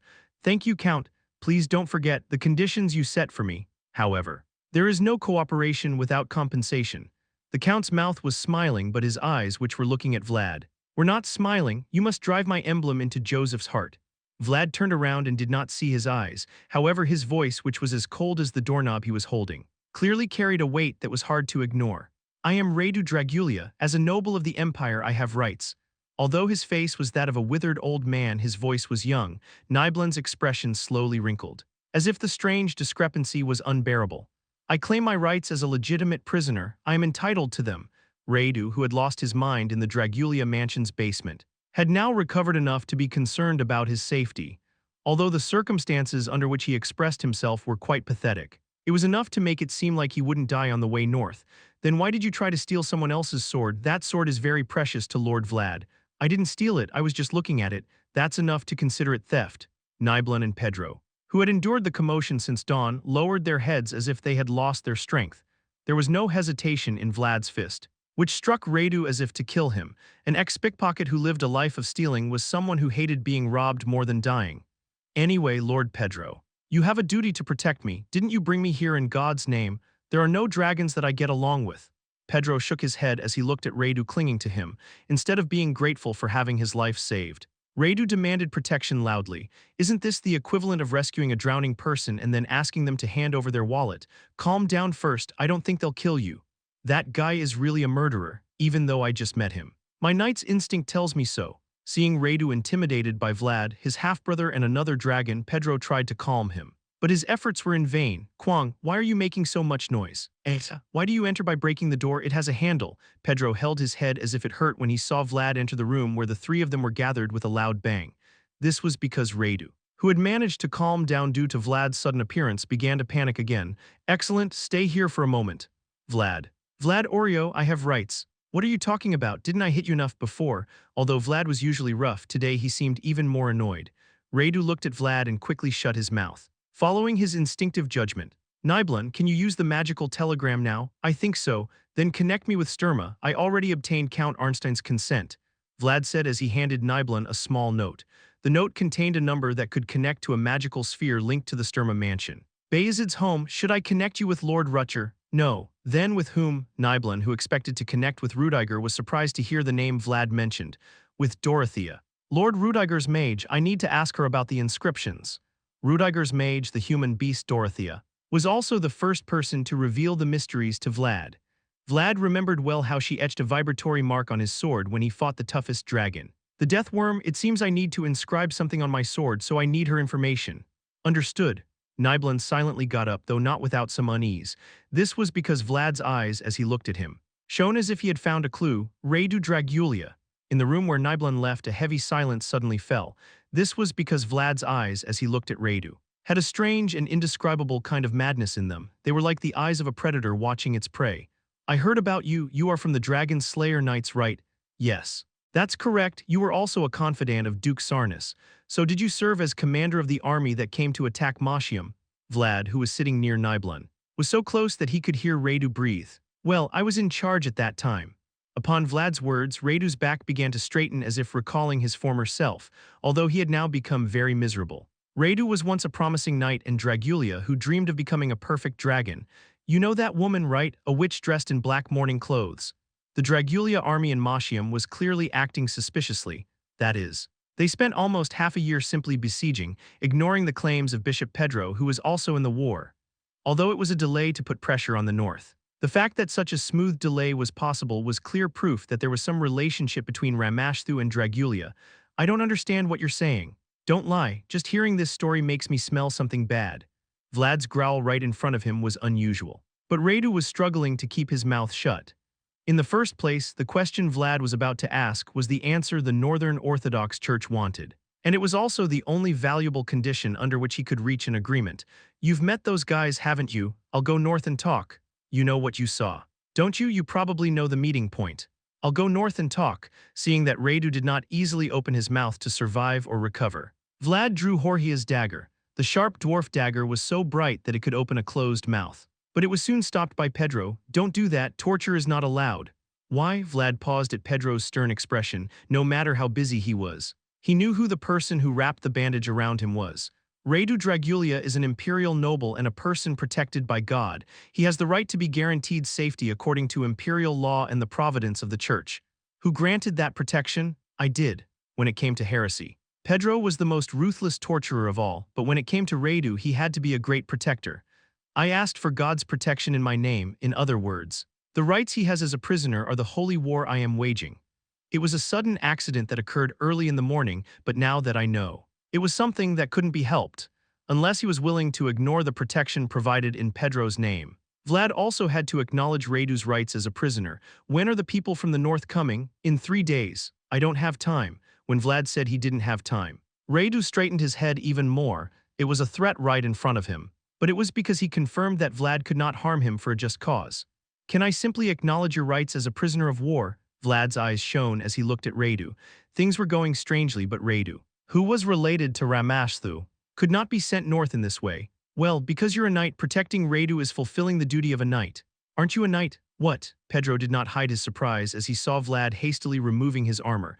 It was armor he had put on with great effort with Nibelun's help. But now Vlad was taking it off. It's okay to hit someone when you're not a knight, right? What does that mean? There was no time to stop him. Vlad's agile movements were not something Pedro could stop. No matter how injured he was, boom, big brother, nice to meet you. No, no, as Vlad shouted, calling his brother, fierce punches began to fly. It's nice to see you. But why don't you tell me what interests your brother? You're ignoring me now. Crazy bastard, stop. It definitely won't be torture. It's just the behavior of a younger brother looking for his older brother. Radu's eyes widened when he realized what kind of trick Vlad was trying to pull. Why are you my brother? We have the same father. But why am I not your younger brother? Pedro, who simply saw the brothers fighting instead of being a torturer trying to get information, nodded at Vlad's eyes that looked at him. Should I step outside? I think it will take an hour. Don't leave. Neither imperial law nor the discipline of the Swordmaster can stop personal fights between brothers. Pedro, who realized this, simply left the room quietly to attend to his needs. Then, in the room where no one was watching, the fight between the younger brother and the older brother was the only thing that broke out. Chapter 228, The Reason He Left Part 2. On the hill of Kahano, where the red leaves of the maples fluttered, Vlad sat with his head bowed. Although Vlad had done nothing wrong, he sat there feeling like a sinner. It took him quite some time to calm the boiling sensation of defeat. Can I win? Probably not now. Maybe someday in the future. At least you don't say I can't. It's okay to dream when you're a child, but you can't do it when you're an adult. He believed he could overcome any obstacle, but his opponent was a high-ranking sword master. And Vlad had to acknowledge the enormous gap between him and Frosin. How did you do it, Kahano? What do you mean? The most perfect dragon. Finally lifting his head from his knees, Vlad looked at Kahano, who was sitting beside him. How did you kill it? It must have been a difficult enemy to face. The only comforting thing was having Kahano by his side. Unlike when he was a boy from the alleys, now he had someone to ask Kahano. Someone who had walked that path before. It must have been harder for you than for me. It was. In response to Vlad's question, Kahano licked his lips as if he had a bitter taste in his mouth. The only sound that emerged from his delayed response was the sound of the wind swirling under the World Mother tree. I couldn't win. But you killed it. Yes, I killed it. Though I didn't defeat it. Kahano's eyes got lost in memories of ancient times. His lips, trembling as if hesitant to open, indicated how deep his internal struggle was. Kahano, I want you to tell me, what should I do right now? Kahano's eyes grew more complex as he looked at Vlad, who bowed his head again. Should I tell him or not? For this young man who is thinking about it right now. There is not just one correct path in this world. I saw earlier that Frosin had a dragon fragment in his heart. Children should only be taught what is right and just. However, as we cannot live only in the right way, there comes a time when we must also teach in this way. Even for children who have just become adults and must go out into the cruel world, there will be times in life when you cannot worry about the means or the method. Maybe it wasn't the straight path, but a diverted one. In Kahano's story, which he spoke after a long period of reflection, memories of that day arose that did not fit with the noble title of a swordmaster. Didn't we see each other this morning, Lord Vlad? The midday sun had just risen and shone through the window onto the men sitting in front of the count. Among them was Vlad, with whom he had had a serious conversation that very morning. You look quite different from how you looked this morning. I'm sorry, Count. Count Arnstein silently watched Vlad, who shook his shoulders as if still out of breath, and even the old man sitting next to him, Vlad's appearance was very disheveled. But what really caught the Count's attention was the very pitiful appearance of Radu. Did he have the right to be treated as a prisoner? A look of disappointment slowly appeared on the Count's face as he examined Radu. This was because the Count, who had been anticipating Vlad's potential, was not entirely satisfied with the assertiveness he was now showing. I couldn't call him Hyung. Is it because he grew up in the north? The Count felt a bit disappointed seeing Vlad, who still retained the ferocity seen in northerners, but the excuse that came out of Vlad's mouth was quite unexpected. I finally found a blood relative. But he avoided me and the sadness made me lose control. Please forgive me for my mistake. Oh, I see. The Count's eyes began to shine as if hearing Vlad's words was truly meaningful, certainly with the current excuse. It would have been vague for anyone to criticize Vlad's actions. Crazy bastard, why do you keep calling me brother? Fights between brothers are inevitable. Count, how can you associate Dragulia's blood with these northern barbarians? Looking at the furious Radu. The Count slightly tilted his head. Although both had the same blue eyes, the Count's attitude towards each was clearly different. It's none of my business, the family problems. I just know that Duke Dragulia has a rather complex love life. Radu's mouth, which had been snorting at the Count's words, closed, as he had just said. Anyone who knew anything about the Dragulia family knew about the numerous love affairs of the Duke. And since Radu himself was born under such complicated circumstances, there was no way he could refute the Count's words. The issue of lineage is like that, sometimes. What seems important now may be irrelevant in another situation. You can't always decide everything clearly. The Count looked at Vlad as if he had done well, then turned his head towards Radu and continued speaking. Do you really think that Lord Vlad beside you is not your brother? Of course he's not. Then. I'm sorry to say you're out of luck. The Count shrugged at Radu's firm response, took a letter from a drawer and showed it to Radu. As I said, nothing is more important than lineage. The letter the Count waved as if asking him to look at it had a pattern drawn that was very familiar to Radu, a line fiercely drawn across the neck of a fire-breathing dragon.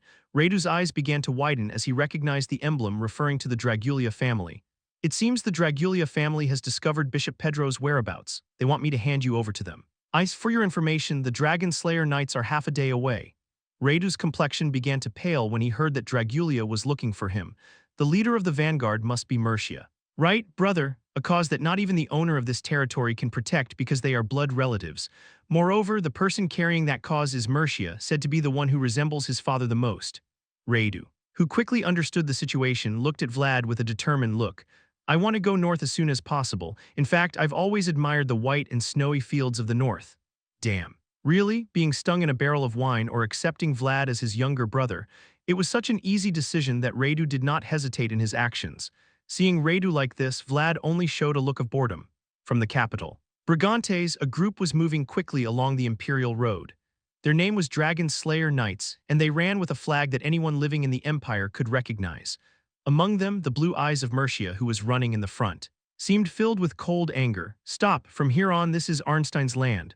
Although it wasn't the castle gate, it was difficult to block the Dragon Slayer Knights, judging by the shabby appearance of the entrance gate blocking the road. Anyone could see they intended to stop the knights.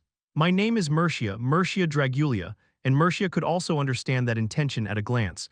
The Knights of Arnstein shivered at the dragon's force that spread as soon as he arrived. As such, the spirit Mercia was showing at this moment was unusual and truly seemed like that of a knight representing the Empire. I have already sent a message to the Count. What message, however? Although the Knights of Arnstein might have retreated for a moment at the ferocity of the attack, they never stepped aside, because they also had a knight at the front whose reputation was comparable to that of Mercia. Explain in detail the purpose of your visit to the territory. Mercia Dragulia, a knight with an impressive large shield on his back.